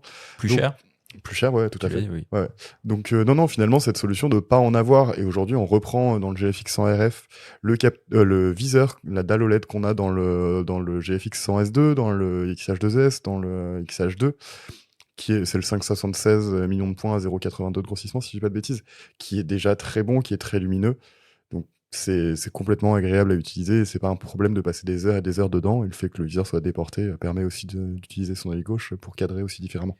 Oui, puis il faut redire quelque chose par rapport à cette visée optique qui est parfois peut-être un peu trop fantasmée, c'est qu'à l'usage, quand tu utilises des pare-soleil assez proéminents, moi je Ouais, le ou fais une sur mon optique un peu X100, longue. ou une optique, alors si tu changes d'optique sur un X Pro 2 par Ah ouais. exemple, Tu mets un selon 90, l'optique, ça devient compliqué de voir tout le champ. Donc, il y a des bons côtés, il y en a aussi d'autres qui le rendent à la limite même de l'utilisation. bien Qu'est-ce que sûr. tu en penses, toi, Mathias? Alors, je pense que d'un point de vue utilisation, moi je suis content quand parfois j'ai pas l'œil sur un écran. Donc c'est vrai que c'est un plaisir qui est agréable parce que tu retrouves encore une fois ce sentiment des vieux boîtiers argentiques. Donc c'est agréable. Par contre, ouais, en termes de composition, il faut accepter que c'est imparfait, d'autant plus avec la parallaxe ou si tu fais une photo d'un objet de près, bah là, tu vas automatiquement passer en viseur numérique, hein. Moi, je switchais Ouais. systématiquement parce que je savais que ça allait pas du tout être précis. Donc pour la précision, c'est vrai que c'est moins bien. Après, en effet, ce qui est intéressant avec les viseurs numériques, c'est de pouvoir voir immédiatement le rendu de son image, de pouvoir contrôler son exposition, voir si tout nous semble bon. Et ça, c'est après un gain de temps en post-production. Non, mais surtout que depuis le premier X100 sorti en 2011, la qualité des viseurs a tellement Ça a progressé tellement rien à voir. qu'aujourd'hui, on peut complètement se fier à un viseur électronique. Et toi, Mathias, quand tu as testé ce GFX 100 RF, tu as plus utilisé le viseur électronique ou l'écran arrière inclinable, si je dis pas de bêtises, pour cadrer tes images? Je pense à 95% du temps, j'ai utilisé donc le viseur électronique. Euh, Parce que l'appareil aussi s'y prête, je trouve, en termes d'expérience utilisation, hein. Il a un côté précieux, assez élégant. Voilà, et c'est un rangefinder. Donc, le but de ce genre d'appareil, c'est d'avoir l'œil gauche pour voir ce qui se passe en dehors de votre Eh cadre ben, et anticiper. justement, il y a une fonctionnalité qui permet d'avoir un espèce d'aperçu du hors-champ à l'intérieur d'un viseur électronique. Vous pouvez nous en parler tous les deux? Ah bah, tout simplement, en fait, t'as trois modes de display, en fait, tout simplement, quand tu mets l'œil dans le viseur. C'est-à-dire que soit tu vas avoir, en sélectionnant ton ratio, donc ton plein cadre, avec tout autour qui est occulté, qui est complètement noir, soit tu vas l'avoir juste grisé avec la zone claire sur la zone que tu captures, sur ton cadre effectif. Soit tu le joues complètement en transparence, c'est-à-dire que toute ton image est claire avec juste ton cadre, avec un liseré blanc qui va définir ton cadrage. Ça, c'est un choix d'expérience utilisateur. Enfin, c'est un choix ergonomique qui est propre à chacun, mais ça peut être assez pratique pour anticiper l'entrée d'un sujet dans un cadre, en street par exemple. Je pense qu'il y a un autre aspect aussi sur le rangefinder qui est très intéressant en termes de prise d'image, c'est qu'un appareil photo, souvent, c'est devant le visage du photographe. Et quand vous faites du portrait, ça peut être assez intimidant finalement d'être face à Ouais. quelqu'un que vous venez de rencontrer, pour lequel vous essayez d'avoir le portrait, qui est accepté, mais qui voit finalement quelqu'un qui connaît très peu, qui est caché par un gros boîtier qui devant le visage. Donc le fait de pouvoir avoir un contact direct avec au moins un œil et de ne pas avoir le visage intégralement caché par un appareil, je trouve que ça permet d'avoir une meilleure connexion avec votre sujet et potentiellement un portrait plus réussi. Ouais, ça, c'est complètement vrai. Et puis, je voulais appuyer le côté plaisir d'utilisation de simplement porter l'appareil à son œil Ouais. et pouvoir jouer de la bague de diaph, etc. Il y a un réel plaisir de manipulation de l'outil aussi. Jules, est-ce que tu crois que comme David, il y a beaucoup de photographes qui utilisent actuellement le X système qui vont basculer vers le système GFX via ce nouveau boîtier, le GFX 100 RF? Oui, et puis on le constate déjà, hein, que ce soit des utilisateurs de X100, des utilisateurs de X Pro, mais également des créateurs de contenu qui bossaient en XT et qui là se disent ça m'offre d'autres possibilités de création tout en restant un très bel objet. C'est aussi ce qui a fait la réussite et le succès du X100. C'est que c'est autant un appareil photo qu'un objet de mode. Le GFX 100 RF s'inscrit aussi là-dedans, mais avec une qualité d'image sans aucun compromis. Alors, sur le papier, et on l'a déjà un peu évoqué, ce nouveau GFX 100 RF, il semble être un appareil conçu pour le terrain avec une approche très reportage et documentaire. Pourtant, certains photographes le voient très bien dans un studio. On écoute Laura Bonnefou nous en dire un mot. C'est vrai que quand j'ai été contactée par Fujifilm pour tester ce nouveau boîtier, alors moi, ils sont venus vers moi parce que j'utilise le système GFX sur toutes mes prises de vue, que ce soit mon travail personnel où je vais être plus sur le terrain en extérieur ou alors mon travail de commande où je suis quand même principalement en studio sur un éclairage flash. Ils m'ont contacté pour tester ce nouveau boîtier et c'est vrai que j'ai eu envie de le tester sur des conditions justement de studio parce que c'est pas forcément exactement à cet endroit-là qu'on attend cet appareil et j'ai été agréablement surprise. C'est vrai que la focale, je me suis posé la question à me dire comment moi je vais travailler avec cette focale en studio, ayant l'habitude du GFX 100S2 où je peux très rapidement changer de focale. Et en fait, j'ai réussi à sortir une série qui a été au-delà de ce que je pensais faire parce que je pensais être vraiment sur du personnage plutôt en plan large. J'ai travaillé sur une connexion entre le mouvement, la couleur, l'image. On a travaillé avec une modèle et une danseuse où l'idée c'était de travailler et sur du flash qui figeait l'image et en même temps sur une vitesse lente qui abordait le mouvement. Donc on avait toutes ces contradictions entre de l'équilibre, du déséquilibre, du détail, du flou. Et en fait c'est intéressant parce que ça vient aussi poser des questions sur ces boîtiers qui sont extrêmement performants et en même temps qui vont nous amener vers des photos qui peuvent être des photos artistiques. Et en fait, j'ai été agréablement surprise parce que j'ai commencé la série en étant plutôt large sur les mannequins et en fait je me suis aussi beaucoup rapprochée et j'étais très surprise des images de beauté que j'ai pu réaliser qui n'étaient pas forcément prévues à la base sur le projet.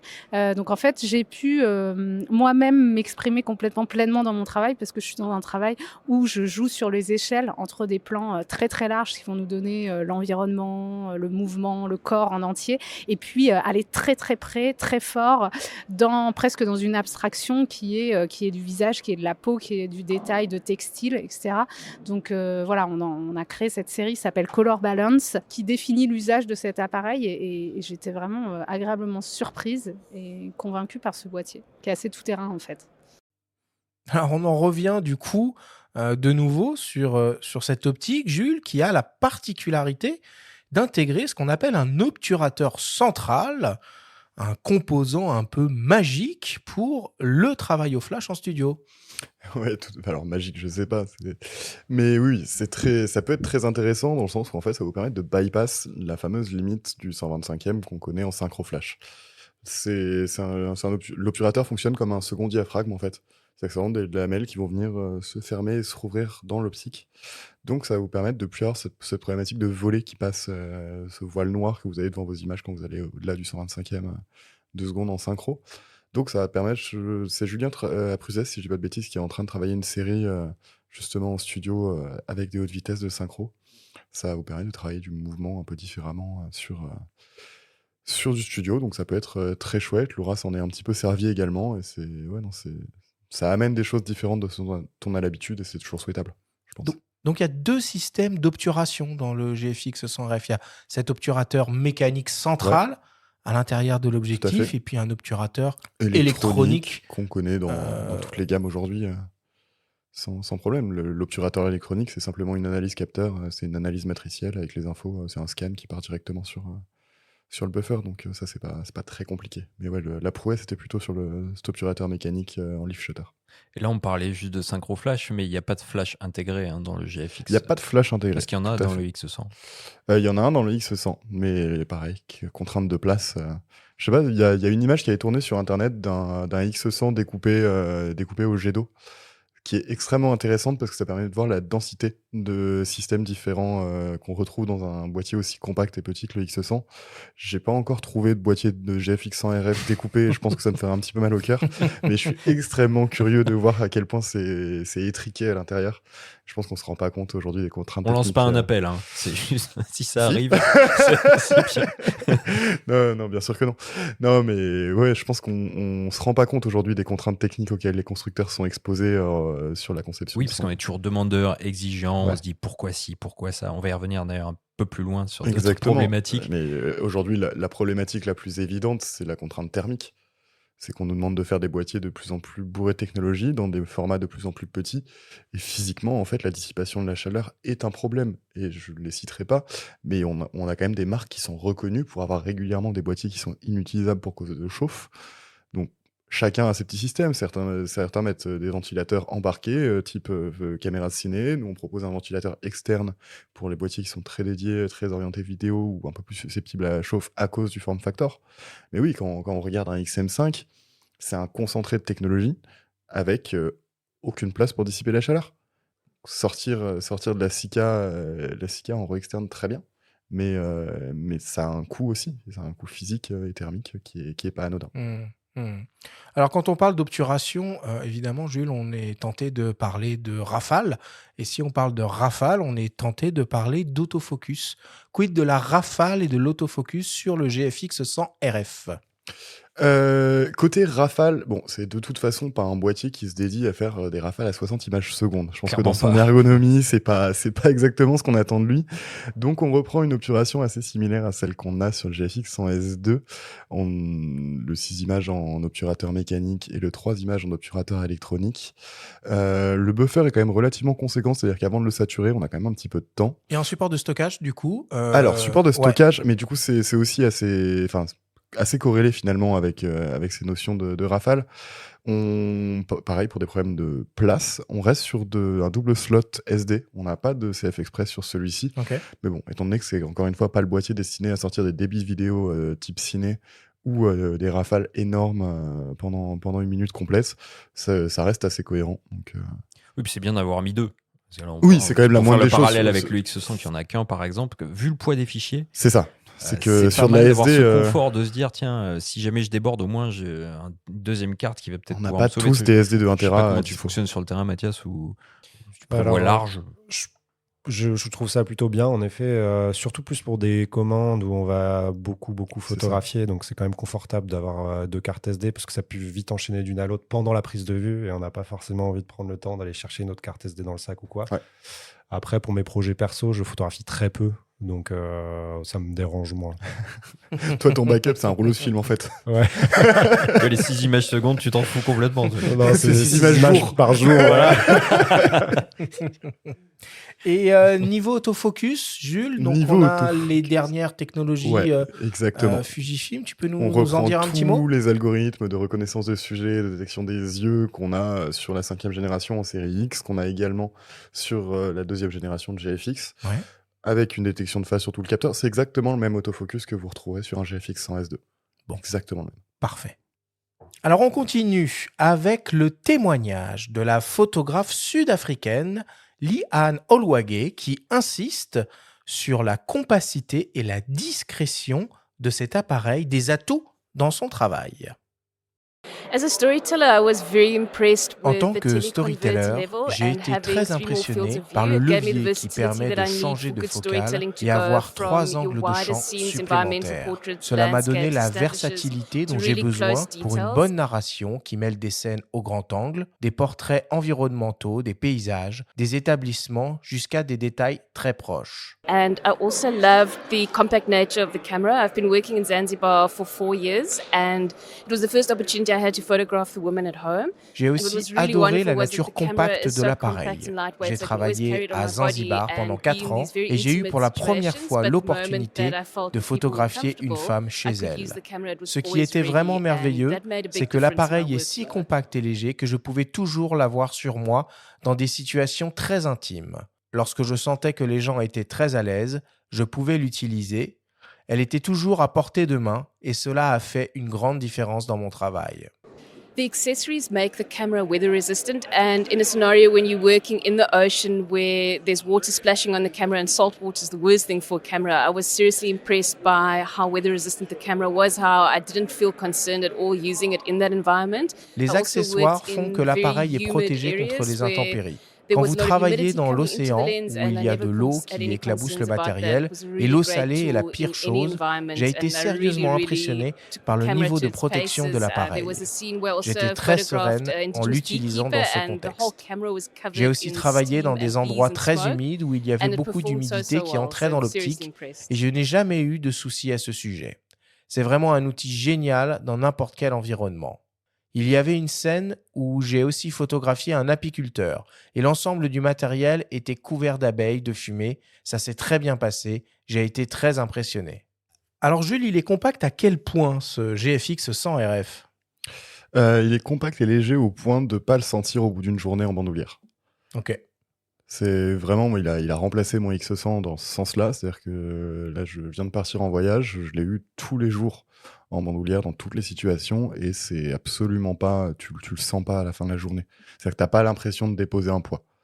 Il reste discret, c'est-à-dire que tu gardes aussi cette interaction dont Mathias parlait pas mal avec ton environnement, avec ton sujet de par sa compacité. C'est-à-dire que t'es pas complètement caché derrière un boîtier quand tu shootes. Et le poids est vraiment, vraiment très surprenant. 735 grammes sur Ouais. la balance. Hein, c'est Batterie ça, et hein, carte SD. Ouais, pour un grand format. c'est ça. Avec l'optique, puisque C'est plus léger avec il est qu'un- compact, il faut en c'est tenir plus compte. léger C'est vrai que qu'un- c'est plutôt séduisant. C'est plus léger qu'un XT5 avec un 1680, c'est plus léger Ouais. qu'un GFX 50R sans optique. Donc ouais, c'est à peine plus lourd qu'un X100. Mathias, est-ce que tu peux nous parler un peu de l'ergonomie et du design de son boîtier? Comment ça se passe sur le terrain dans sa manipulation? Alors, d'un point de vue design, hein, j'évoquais un peu ça pour mon passage à Fuji. C'est vrai que ouais, je le trouve vraiment séduisant, quoi. C'est un bel objet. Et il faut pas se mentir, hein, dans les photographes, il y a quand même un côté un peu fétichisme de l'objet. Pour moi, un bon appareil photo, c'est un appareil photo qu'on a envie de prendre avec soi. Peu importe même limite les caractéristiques techniques. Si j'ai pas envie de sortir avec mon appareil photo, bah, je ferai pas d'image, donc c'est un peu raté. En général, on dit c'est l'appareil photo qu'on a avec soi, mais c'est vrai que tu as raison d'ajouter, c'est celui aussi qu'on a envie d'utiliser. C'est hyper important. Et oui, parce que c'est ça qui fait qu'on va aller faire des photos. Donc c'est vrai que quand on a un objet qui nous plaît d'un point de vue design, esthétique, c'est déjà un premier plus pour aller faire des images, ce qui est le plus important. Après, en termes d'ergonomie, bah moi je m'y retrouve parce que c'est des boîtiers. Voilà, moi je viens du X Pro 2 et du 50R qui sont assez finalement les cousins proches, hein, aussi de ce Tout à boîtier-là. fait.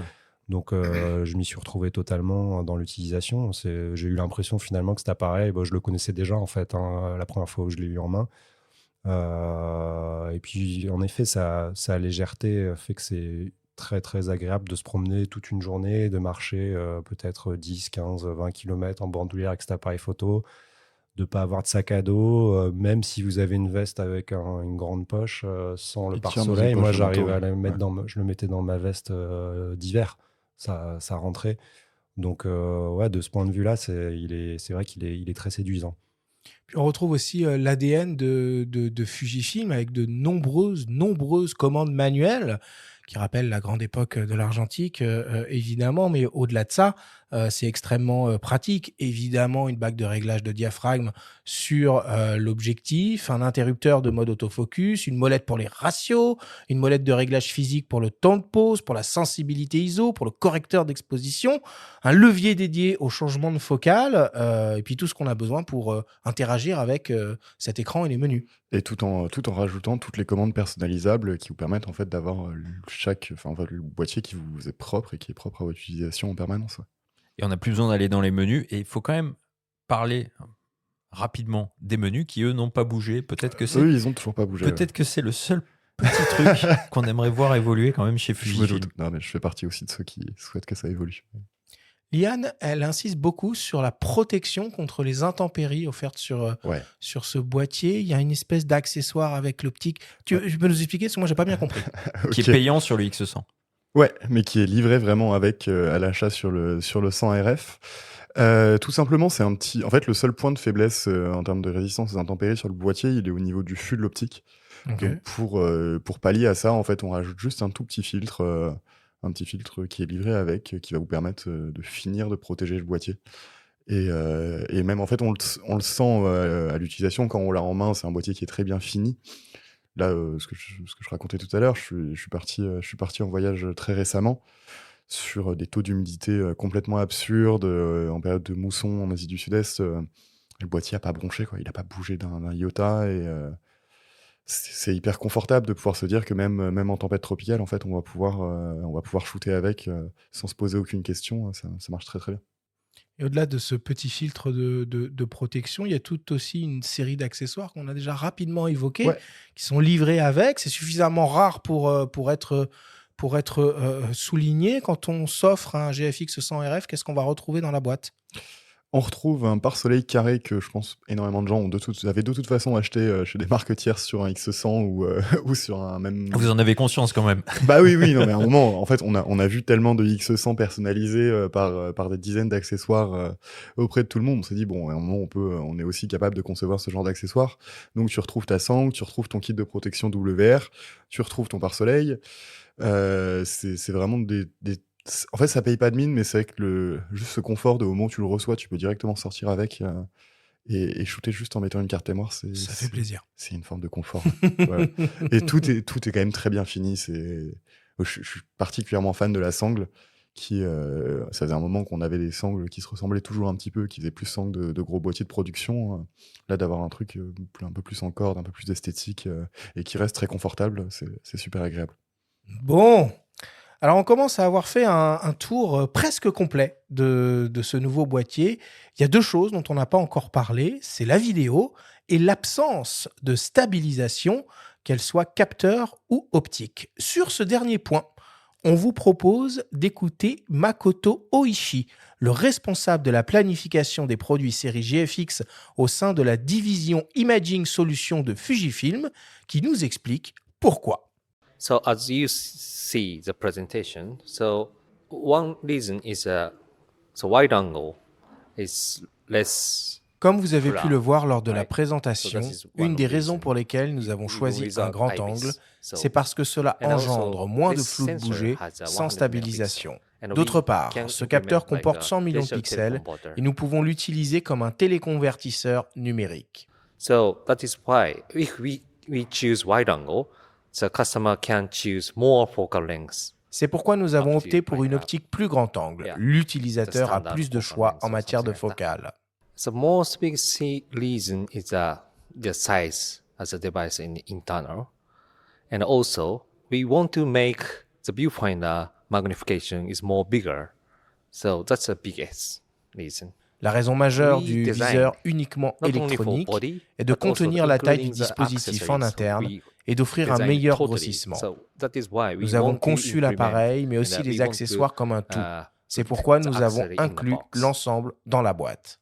Alors, il évoque dans son témoignage les raisons pour lesquelles le viseur hybride a été écarté. On en a déjà parlé. Pour la stabilisation, il évoque la présence d'un grand angle, une focale moins sujet au phénomène de flou de bouger. Mathias, en toute franchise, à 100 millions de pixels à main levée, peut descendre jusqu'à quelle vitesse ? Honnêtement, encore une fois, je pense que c'est une question aussi de pratique. Je pense que je suis un peu le moins bien placé pour répondre à cette question-là, dans le sens où je suis habitué à travailler avec des appareils où les obturateurs étaient tellement gros et violents que on en venait à se demander si à un 60e de seconde, c'était raisonnable de photographier avec. Donc, vu que j'ai cette pratique-là et que j'ai pour habitude de faire attention à stabiliser à partir d'un... Moi, globalement, à un 60e de seconde, je commence à faire gaffe, vraiment. Donc, j'ai le réflexe, en effet, de mettre les bras le long du corps, avec les coudes rentrés le long du corps, d'arrêter de respirer, de faire la photo. Donc, pour moi, ça n'a eu aucune incidence. Par contre, peut-être, en effet, pour quelqu'un qui a une photographie plus dynamique, plutôt issue du numérique... qui aime le mouvement, le bouger, peut-être qu'il va le ressentir. Honnêtement, moi, jusqu'à 1/60e de seconde, je ne me pose même pas de questions, quoi. Mais c'est parce que mécaniquement, j'ai été habitué à photographier à cette vitesse-là sans avoir de problème. Mais au-delà de ça, la question de l'absence de stab se pose plutôt par rapport à l'ouverture de l'optique, qui est à f4. On en a très peu parlé jusque-là. Tu as souligné tout à l'heure l'intérêt du grand format pour tes portraits et tu aimes bien une ouverture à f2. Est-ce que tu n'as pas été justement un petit peu frustré par le F4 où tu te dis, bah non, finalement, avec la courte distance minimale de mise au point, Laura en parlait, j'arrive à compenser, j'arrive toujours à détacher suffisamment mon sujet d'un cadre. Alors moi, ouais, c'est le point qui reste encore pour moi une petite frustration. C'est le fait de détacher mes sujets de l'arrière-plan. Mais après, je suis quelqu'un qui aime la contrainte. Et en fait, quand on a une contrainte, on apprend à composer différemment. Ce qui fait que mes portraits pour la série The Silent Shore, je les ai réfléchis complètement différemment en décidant d'intégrer le décor, l'arrière-plan dans mes compositions. Et c'est étonnant parce que ça fait des portraits plus contextuels, différents, que j'aurais pas forcément fait avant. La facilité, souvent, allez, c'est d'être à F2, à F1.4, de flouter l'arrière-plan et c'est réglé. On se fait pas trop chier comme ça. Là, je trouve ça challengeant parce que ça vous force un peu à intégrer de manière un peu plus réfléchie l'arrière-plan. Et pour une photo documentaire, finalement, où le contexte a son importance, j'y ai trouvé une forme d'équilibre. Mais c'est sûr que quand je fais une série à la chambre où j'aime bien détacher mes sujets, bah évidemment, à F4, ça sera pas le même rendu. Donc, c'est assez limite. Bon, en tout cas, ça donne des idées, Jules, pour une future potentielle montée en gamme. D'autant plus que cette absence de stabilisation capteur, technologie que vous avez, que vous maîtrisez, que vous savez faire sur cette taille de capteur, sur cette définition, bah, empêche aussi la possibilité d'accéder à ce fameux multishot Ouais. et cette option de photo à 400 millions de pixels. Ouais, non, évidemment, c'est des pistes d'évolution. Je pense que t'as raison quand tu dis qu'on sait le faire sous plein de paramètres que tu as donnés, mais on sait pas encore le faire avec tous ces paramètres et le form factor. Donc, évidemment que c'est une piste à éventualiser pour une future itération. Après, Mathias disait au 60e, je commence à me poser des questions. Moi, j'arrête au 15e. Au 15e, je sais que là, ça commence à être vraiment dangereux. Au 30e, j'ai pas trop de soucis, même en basse lumière, sur une fin de journée, par exemple, sur une heure bleue, j'ai pas trop de soucis à shooter. Ma limite va être un petit peu là. Après, est-ce que c'est un boîtier destiné à faire du pixel shift? C'est-à-dire que si tu dois faire de la repro d'art, est-ce que tu achètes un GFX 100 RF? La question, tu peux te la poser aussi comme ça. Pour le moment, non. Voilà, je suis pas convaincu que ce soit un boîtier qui soit particulièrement destiné. Mais non, c'est toujours des utilisations qui dépendent. L'optique à f4, c'est pareil, ça paraît très contraignant parce qu'on a l'habitude, en fait, de très grandes ouvertures, même sur un Leica Q qui ouvre un 7. On a tendance à oublier que c'est pas la même taille de capteur non plus et que, historiquement, le f4 a toujours été plutôt un standard dans l'univers du moyen format. Non, puis on comprend aussi pourquoi ça a été fait, privilégié, c'est pour garder, comme tu le dis, le form factor, la compacité. Parce que C'est très simple, hein. l'un gros Comparé, inconvénient d'un Leica Q, par exemple, c'est l'ouverture 1.7, certes, mais l'optique c'est est une hyper optique qui est proéminente. beaucoup plus proéminente. Ouais. Et donc, ça rend l'ensemble quand même beaucoup moins compact aussi. En fait, c'est une question. Je pense que c'est la question que j'ai le plus eue sur ce RF, c'est est-ce que le F4 est contraignant? Pour ma pratique, j'ai tendance à répondre non. Et en fait, pour avoir une idée, un point de comparaison, il suffit de comparer un 50 mm f3.5 GF et le 55 1.7. La différence de poids, la différence de volume est tellement monstrueuse. On aurait pu mettre un 35 f2, je pense, sur ce GFX. Et de prix aussi, hein, du coup. Voilà, sur le 50 et le 55, on passe de 1000 € à 2003, je pense. Donc, il fallait imaginer, encore une fois, 1500 € de plus sur un RF. On sort aussi du positionnement qu'on m'a proposé de démocratiser un moyen format en street, en reportage, en docu. Le poids n'était pas du tout le même. Donc, finalement, ce compromis, je le trouve assez judicieux. Et le 28, cet équivalent 28 qui propose un grand angle et se servir de la définition du capteur pour aller crop et proposer d'autres longueurs focales, c'est aussi quelque chose d'assez intéressant. Si on avait commencé à 35 comme sur un X100, c'est vrai qu'on s'enlève aussi tout un champ des possibles sur de la pratique au grand angle, que ce soit en archi, en paysage ou même sur du portrait un petit peu plus en close-up, quoi. Et je pense, qui est aussi intéressant à souligner, parce que c'est vrai que le 28, c'est pas forcément moi une focale qui m'intéresserait de base, mais elle fait partie de ma pratique. Je dirais que quand je fais une série, il y a 10% de mes images qui sont au 28 pour du paysage. Ça permet de donner du rythme, d'aérer un récit, et aussi pour des intérieurs. Donc au final, c'est vrai que si on veut un appareil pour tout faire, bah, avoir le 28, c'est quand même important, même si c'est pas forcément la focale qu'on préfère, parce qu'on peut faire ses intérieurs et on peut faire ces paysages qui respirent. Bon. Jules, pour terminer, même si c'est pas son domaine de prédilection, ce GFX 100 RF fait de la vidéo. Ouais. Et qu'est-ce qu'il est capable de faire en vidéo? Donc en vidéo, on retrouve des capacités qu'on connaît un petit peu chez Fujifilm, un petit peu bridées encore une fois par le form factor et les problématiques thermiques. Donc on retrouve une 4K30 en 422 10 bits en interne, un Full HD en haute vitesse jusqu'à 240, j'imagine, si je dis pas de bêtises. Et en fait, C'est pas le boîtier qui va être conçu pour de la production vidéo. En revanche, typiquement pour un créateur de contenu qui veut ne se servir, enfin qui ne veut se servir que d'un seul boîtier, ça peut être extrêmement intéressant. Le fait de pouvoir utiliser aussi les différents ratios d'image, ce filtre ND en interne, les simulations de films pour de la production vidéo autonome, c'est quand même assez intéressant. Je pense que ça peut être aussi intéressant pour un photographe qui vise de l'exposition, par exemple, parce qu'on demande de plus en plus à varier les formes de monstration. Et ça peut être l'occasion de faire quelques séquences vidéo d'une série qui pourraient après être projetées dans un espace d'expo. Donc à ce niveau-là, ça peut être un outil. Ouais, ou même pour installer un setup d'interview en docu Mm. sur une prise de parole, ouais, ça peut être. Encore une fois, dans cette question de compacité et n'emmener qu'un seul boîtier en production d'image, ça reste tout à fait cohérent, quoi. Bon, allez, on va conclure là-dessus. Merci Mathias, merci Jules pour toutes ces infos, toutes ces explications et ce retour d'expérience extrêmement intéressant, Mathias. Merci à tous les deux. Merci à vous. On passe à la suite et on attaque le débrief.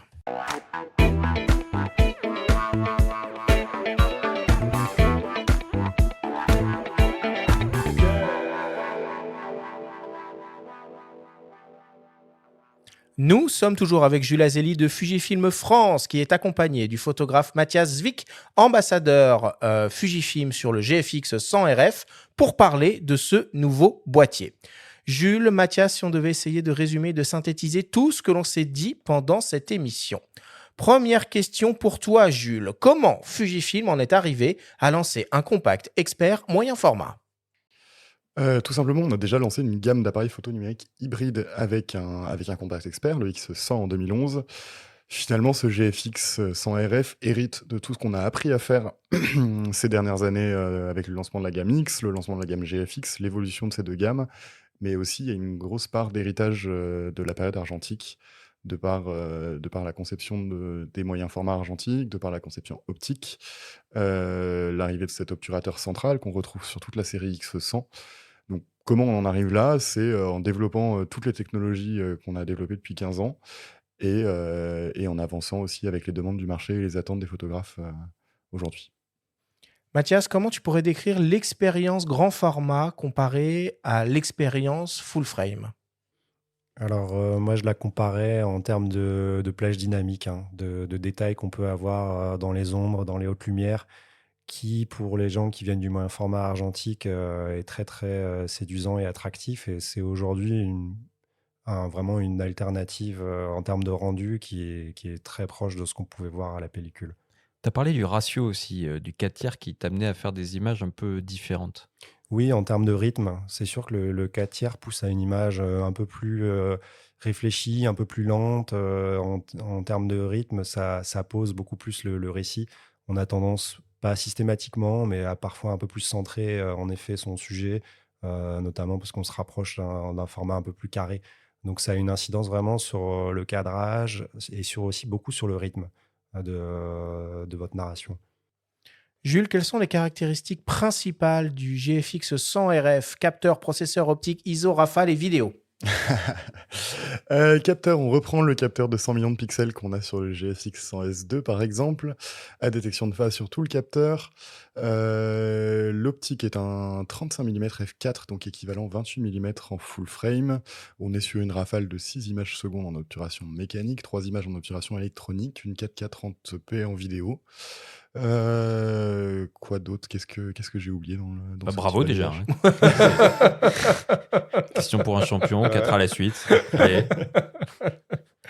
Mathias, qu'est-ce que tu penses de la molette qui permet de changer le ratio des images directement à la prise de vue ? Alors, je trouve ça hyper important quand on veut faire une série et qu'on part sur un format, de voir ce format pendant la prise d'image. Parce que en post-production, c'est quand même vachement différent. On ne compose pas du tout pareil une image en panoramique qu'on compose une image en carré ou en 4 tiers. Donc, je trouve ça assez intéressant d'avoir dans un boîtier la possibilité d'avoir autant de formats, donc autant de possibilités de cadrage. Et je trouve que c'est aussi même un bon outil de recherche, parce que souvent, quand on démarre une série, on n'est pas forcément sûr du type de ratio qu'on veut adopter. Et là, ça permet vraiment de tous les essayer et de voir le ratio qui rendrait le mieux pour la série qu'on voudrait créer. Jules, comment avec un 35 mm on peut simuler d'autres focales ? Tout simplement, on utilise un crop numérique aujourd'hui, donc ce qu'on appelle un téléconvertisseur numérique dans ce boîtier. C'est simplement, on va aller tailler en fait dans le nombre de pixels qu'on utilise en effectif pour récupérer un angle de champ équivalent à un 35, à un 50 et à un 70 à peu près. C'est vrai qu'on aurait pu se poser la question du zoom hein, sur ce compact. Pourquoi pas? Et finalement, ça y répond. Oui, finalement, un zoom optique aurait été beaucoup trop conséquent à mettre en place. Un zoom numérique, finalement, c'est ce qu'on fait. C'est exactement le même principe, ouais. Mathias, ça manque pas trop la visée hybride optique numérique du X106 sur le GFX 100 RF? Alors, je l'ai connu sur le X Pro 2, moi, et j'avoue que c'est intéressant de ne pas avoir un œil tout le temps sur un écran numérique. Mais voilà, la visée optique aussi a ses défauts, hein, notamment si on est soucieux d'un cadrage très précis. Donc ça peut être un souci. Donc finalement, une visée numérique, c'est assez confortable et intéressant dans le sens où on va pouvoir s'assurer directement à la prise de vue qu'on a le cadrage précis qu'on souhaite et également de vérifier son exposition, de voir si ça correspond à ce qu'on souhaiterait pour la photographie à la fin. Jules, pourquoi vous avez fait le choix d'un obturateur mécanique central dans ce GFX 100 RF? Parce qu'on pouvait le faire. C'est pas tellement une contrainte à ce moment-là, au contraire, c'est plutôt, encore une fois, une façon d'ouvrir les possibilités avec ce boîtier-là. C'est-à-dire qu'on savait déjà le faire dans le X100, c'est l'avantage d'avoir une optique non interchangeable. En fait, c'est ce qu'on retrouve chez Hasselblad sur leur série H, c'est que tous les obturateurs sont dans les optiques, donc ils se permettent d'avoir des boîtiers, des dos qui n'ont pas d'obturateur. Là, le fait de ne pas pouvoir changer d'optique nous ouvre cette possibilité-là.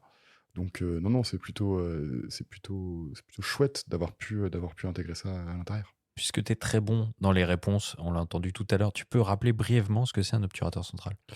Un obturateur central, ça va fonctionner en fait comme un second diaphragme. C'est-à-dire que c'est des lamelles qui prennent la même forme que sur un diaphragme. Alors je ne sais pas si c'est 9 lamelles exactement sur celui-ci, mais qui vont simplement se fermer et se rouvrir à la façon d'un iris pour capturer la lumière. Mais du coup, on va se retrouver avec une obturation qui est beaucoup plus douce et surtout qui va permettre de complètement annihiler les problématiques de synchro-flash. C'est qu'on n'a plus de limite grâce à cet obturateur central, pardon.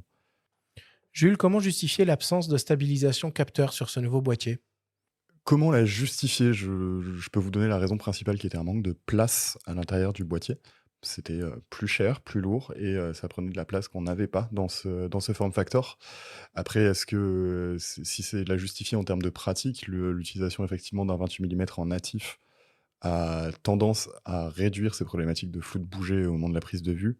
Et encore une fois, on a tendance à oublier qu'il y a 10 ans, un système de stabilisation, ça n'existait pas du tout. Et que cette optique qui ouvre à f4 a aussi été un énorme standard dans le monde du moyen format tout au long de l'histoire.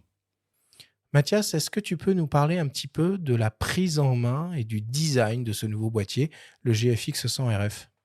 Alors la prise en main est très agréable hein, parce que par rapport en effet à des boîtiers moyen format ou grand format, il est très léger, il est compact, il est discret.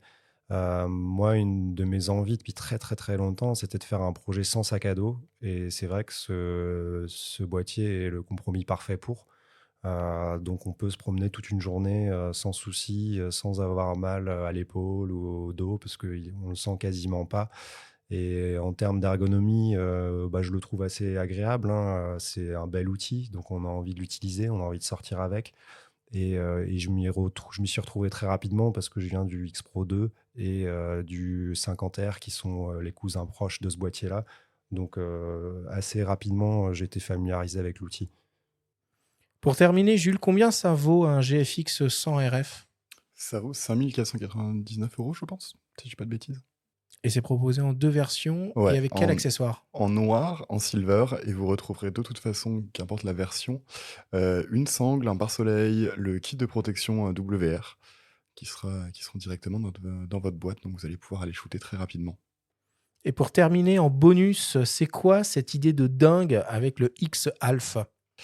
L'idée du X-Alpha, c'est de proposer une sorte d'hybridation entre la photographie numérique et l'ergonomie de la photographie argentique, avec un retour d'un levier de défilement de pellicule, la possibilité d'utiliser des modes qui vont vous rappeler la photographie argentique en se bloquant à 36 poses sur une seule session, une impossibilité de voir ses photos au préalable, tout en gardant les ajouts numériques de Fujifilm ces dernières années, particulièrement les simulations de films.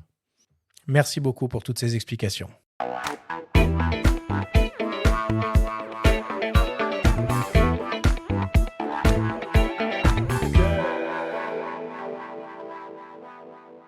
On attaque la dernière partie de cette émission avec le traditionnel quiz.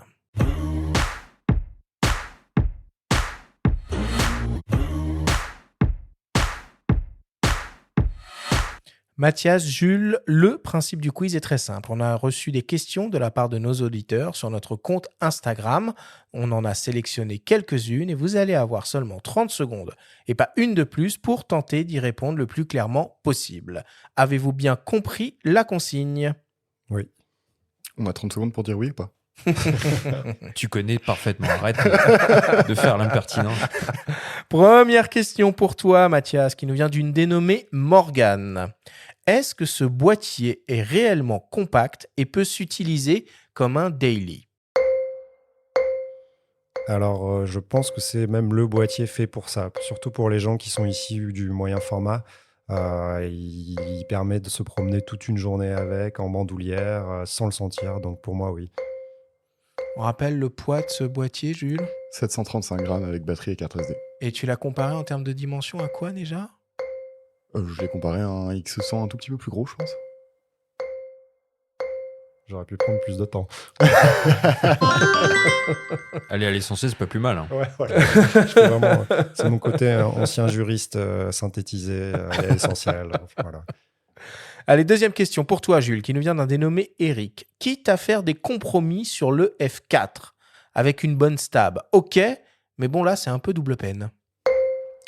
Alors, double peine, du coup, je sais pas comment t'as shooté les 40 dernières années, parce qu'on avait beaucoup de F4 et on n'avait pas du tout de stabilisation. Non, finalement, dans l'utilisation, ça reste confortable et on n'a pas le sentiment de faire des compromis et de ne pas déclencher sur certaines images au quotidien. C'est pas tellement une problématique. C'est plus une habitude ergonomique. Peut-être que les adeptes de yoga ou apnéistes seront avantagés. Finalement.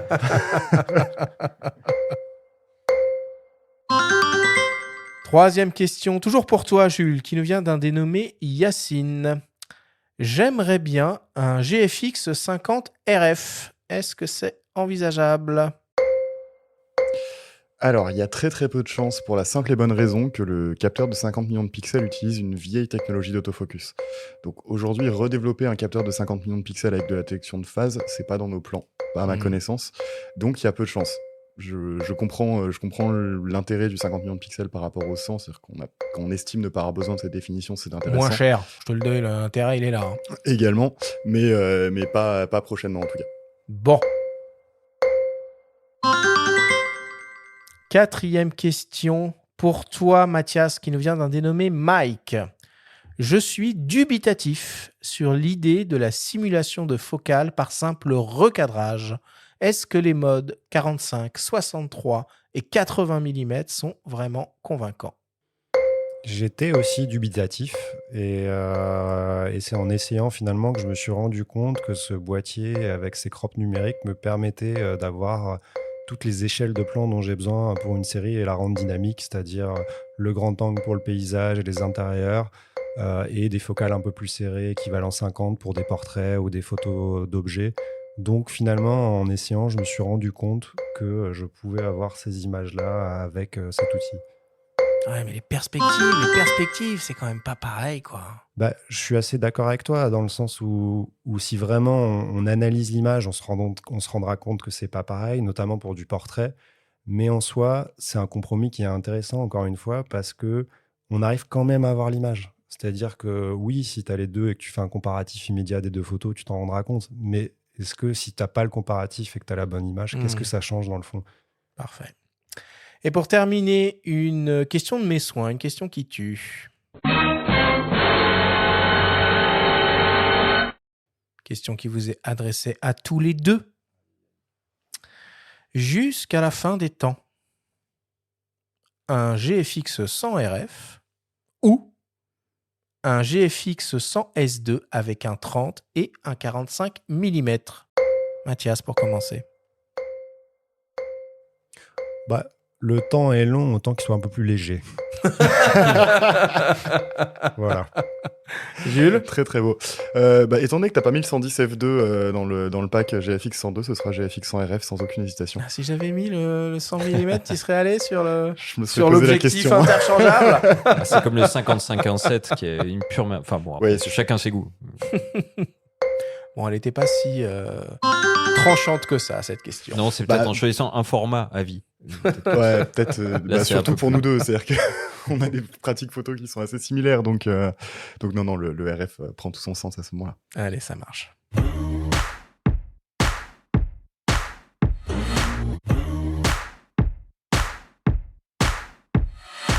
Nous voilà désormais à la fin de cette émission. Jules, Mathias, c'était un plaisir de vous recevoir dans notre studio à nos micros.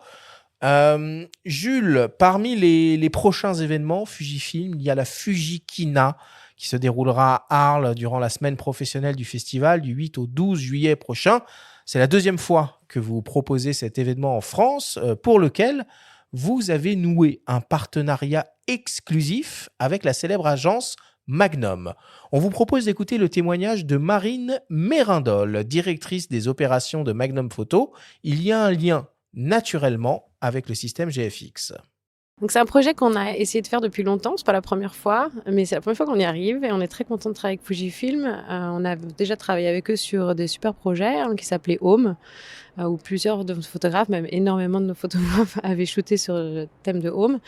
Et l'année dernière, on a fait un très beau projet aussi, Connexion, où nos photographes shootaient un peu partout dans le monde. On a donc revu Fujifilm l'année dernière et j'avais besoin de numériser toutes ces archives qui étaient peut-être dormantes dans notre AMPP, là où nous avons tout, qui conserve toutes nos archives. Et on a discuté avec Fuji qui nous ont dit qu'ils avaient la bonne technologie pour nous aider à le faire. Et le projet Magnum A World in Color est né. Donc grâce à Fuji, l'idée c'est de numériser toutes ces archives pour les rendre accessibles.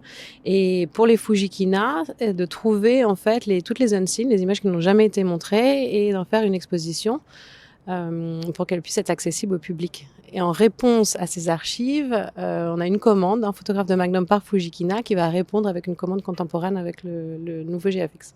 Il faut savoir que toutes ces slides sont les ancêtres du digital. Donc en fait, c'était vraiment le matériel qu'utilisaient nos archives pour faire des sélections pour les éditeurs, pour les magazines. Quand on est passé au monde digital, toutes ces archives sont restées, mais on n'a pas pu tout numériser. C'était pas possible. Magnum n'a pas les ressources et le staff pour le faire. Donc, c'est à la demande. Une histoire, on a des personnes qui sont là depuis 30 ans chez Magnum, qui eux savent ce qu'il y a dans ces archives par cœur. Et donc, ce qui était très important dans ce projet, c'était de pouvoir montrer à jour, en fait, tout l'archivage de Magnum. La classification, comment Magnum est organisé, la numérotation des archives. Donc, il y avait vraiment cette partie éducation qui était très importante. Et après aussi, c'était de pouvoir identifier peut-être les trésors qu'on n'avait pas vus à l'époque. Soit parce que c'était pas le sujet du moment, ou alors elles avaient été mises en second choix par les photographes. On a une équipe incroyable et c'est vrai que Fuji est aussi vraiment le meilleur partenaire qu'on pouvait avoir, et grâce à MPP qui nous aide à non seulement les conserver. Aujourd'hui, elles étaient dans des box et grâce à eux, en fait, on va les remettre à jour dans des boîtes. Donc, ils nous ont fabriqué des boîtes pour les mettre à Saint-Cyr, pour qu'elles puissent être conservées pendant beaucoup plus longtemps. Ce projet, en fait, devrait terminer toute la numérisation des continents. En fait, on avait 3 parties. On a les continents, on a les thématiques et les personnalités. Grâce à Fuji, on va numériser tous les continents. Et cette année, le focus est sur l'Europe. Mais on a déjà tout numérisé. Donc ensuite, il faudra effectivement que je fasse les thématiques et les personnalités. L'idée étant que j'aimerais avoir fini pour nos 80 ans. En 2027, j'aimerais bien que tout soit numérisé, qu'on puisse faire un projet un peu le final. Mais pour cette année déjà, en novembre, l'idée étant d'avoir toute l'Europe et l'année prochaine, pourquoi pas l'Asie et l'Amérique. Jules, tu peux nous dire un mot sur ce partenariat avec Magnum et sur la programmation de cette nouvelle Fujikina ? Alors, le partenaire Magnum, je pense que Marine en a déjà beaucoup parlé. Pour nous et pour moi, c'est particulièrement touchant en fait aujourd'hui d'être associé à Magnum, de pouvoir interagir avec eux, que ce soit avec leur staff, mais également avec leurs photographes. C'est fascinant et c'est toujours extrêmement intéressant. C'est des photos qu'on connaît toutes et tous, mais de pouvoir échanger avec eux sur la façon dont ces images ont été faites, les raisons pour lesquelles elles ont été faites, c'est assez fabuleux. Je pense que quel que soit notre âge, notre expérience, nos connaissances en photo, c'est toujours extrêmement enrichissant. Et sur le programme de la Fujikina, effectivement, on va retrouver des expositions, Magnum, mais pas que. On aura également des photographes Fuji, des photographes émergents. On retrouvera énormément d'animations, de workshops, de masterclass, de la démonstration de boîtiers. C'est-à-dire que si vous voulez venir tester du matériel, c'est peut-être le meilleur endroit pour le faire. On vous laisse sortir dans Arles Avec des quelques heures, GFX sans RF. par exemple. Il y en aura, pas pour tout le monde, mais il y en aura, évidemment. Également un petit peu d'entretien, c'est-à-dire un petit nettoyage capteur, un petit nettoyage d'optique, ça fait jamais de mal. Et de l'animation de manière générale pendant toute la semaine. Et on sera ravis d'échanger avec vous et de vous accueillir dans l'ancien bâtiment de l'ENSP. Oui, je rebondis juste sur le terme touchant que tu as utilisé par rapport à ces archives. Je te rejoins complètement parce qu'à Prague, par exemple, on a pu voir des reproductions de tirages de Koudelka, de négatifs de Koudelka, qui était lui témoin de la révolution de velours à Prague au moment de l'invasion des chars soviétiques. Et c'est vrai que pour la pérennité des images, l'entrepôt aussi à Saint-Cyr, je trouve que c'est une démarche qui mérite d'être soulignée. Alors Saint-Cyr, pour ceux qui ne sont pas forcément au courant, c'est le fonds photographique des Archives nationales françaises. C'est un lieu absolument exceptionnel. Et en parlant d'être touché et de manière générale de l'émotion que peut procurer la photographie aussi, je suis très fier qu'aujourd'hui Fuji s'inscrive dans ce devoir de mémoire et d'accompagner des organismes comme Magnum, mais aussi comme les Archives nationales de manière plus générale, pour la numérisation et l'archivage de toutes ces bases de données et des connaissances qu'on peut avoir sur l'histoire. C'est extrêmement important, mais que tout le monde s'y mette là-dessus. Il n'y a pas tellement de concurrence de marché ou quoi que ce soit. C'est un effort sociétal commun qui doit perdurer, quoi. Parfait. Mathias, ton actualité à toi. Mon actualité à moi. Alors que j'y réfléchis, j'étais pas prêt. Alors si, mon actualité à moi, elle est à travers déjà ma coopérative Inland. Donc on a une présence qui sera à Arles avec 2 lieux, une expo collective qu'on a mise en place, donc qui s'appelle Troutopia, qui sera donc dans le cadre de la fondation MRO et de Photo House. Donc on est très content de présenter une preview de ce travail-là qui on l'espère, sera diffusé ailleurs. Et donc un autre lieu aussi avec un autre partenaire que Inland a réussi à mener. Donc n'hésitez pas à venir nous voir. Il y aura des workshops, il y aura des événements, des rencontres, des discussions. Et puis voilà, sinon d'autres projets qui sont en cours et que j'ai pas encore la possibilité de dévoiler, mais j'espère pouvoir vous montrer ça très prochainement. Bon, rendez-vous à Arles, donc, que ce soit pour Mathias ou pour Fujifilm. Merci à tous les deux. Merci à vous, les gars. Voilà pour cette émission spéciale dédiée au GFX sans RF de Fujifilm. On vous donne rendez-vous dès jeudi prochain pour une nouvelle émission qui sera consacrée cette fois à l'éclairage en photo sous-marine. Merci à tous de nous avoir écoutés. Prenez soin de vous et on se retrouve jeudi prochain.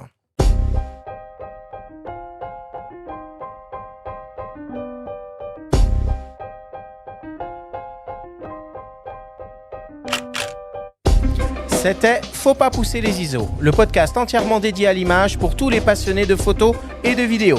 Toutes les semaines, retrouvez Arthur Azoulay, Benjamin Favier et leurs invités pour parler de sujets matos, techniques et inspiration. Abonnez-vous à notre chaîne et retrouvez l'intégralité de nos émissions depuis toutes les plateformes d'écoute comme Spotify, Apple Podcasts, Deezer, Amazon Music et YouTube. Rendez-vous jeudi prochain pour un nouvel épisode. D'ici la fête de la photo et n'oubliez pas, faut pas pousser les ISO.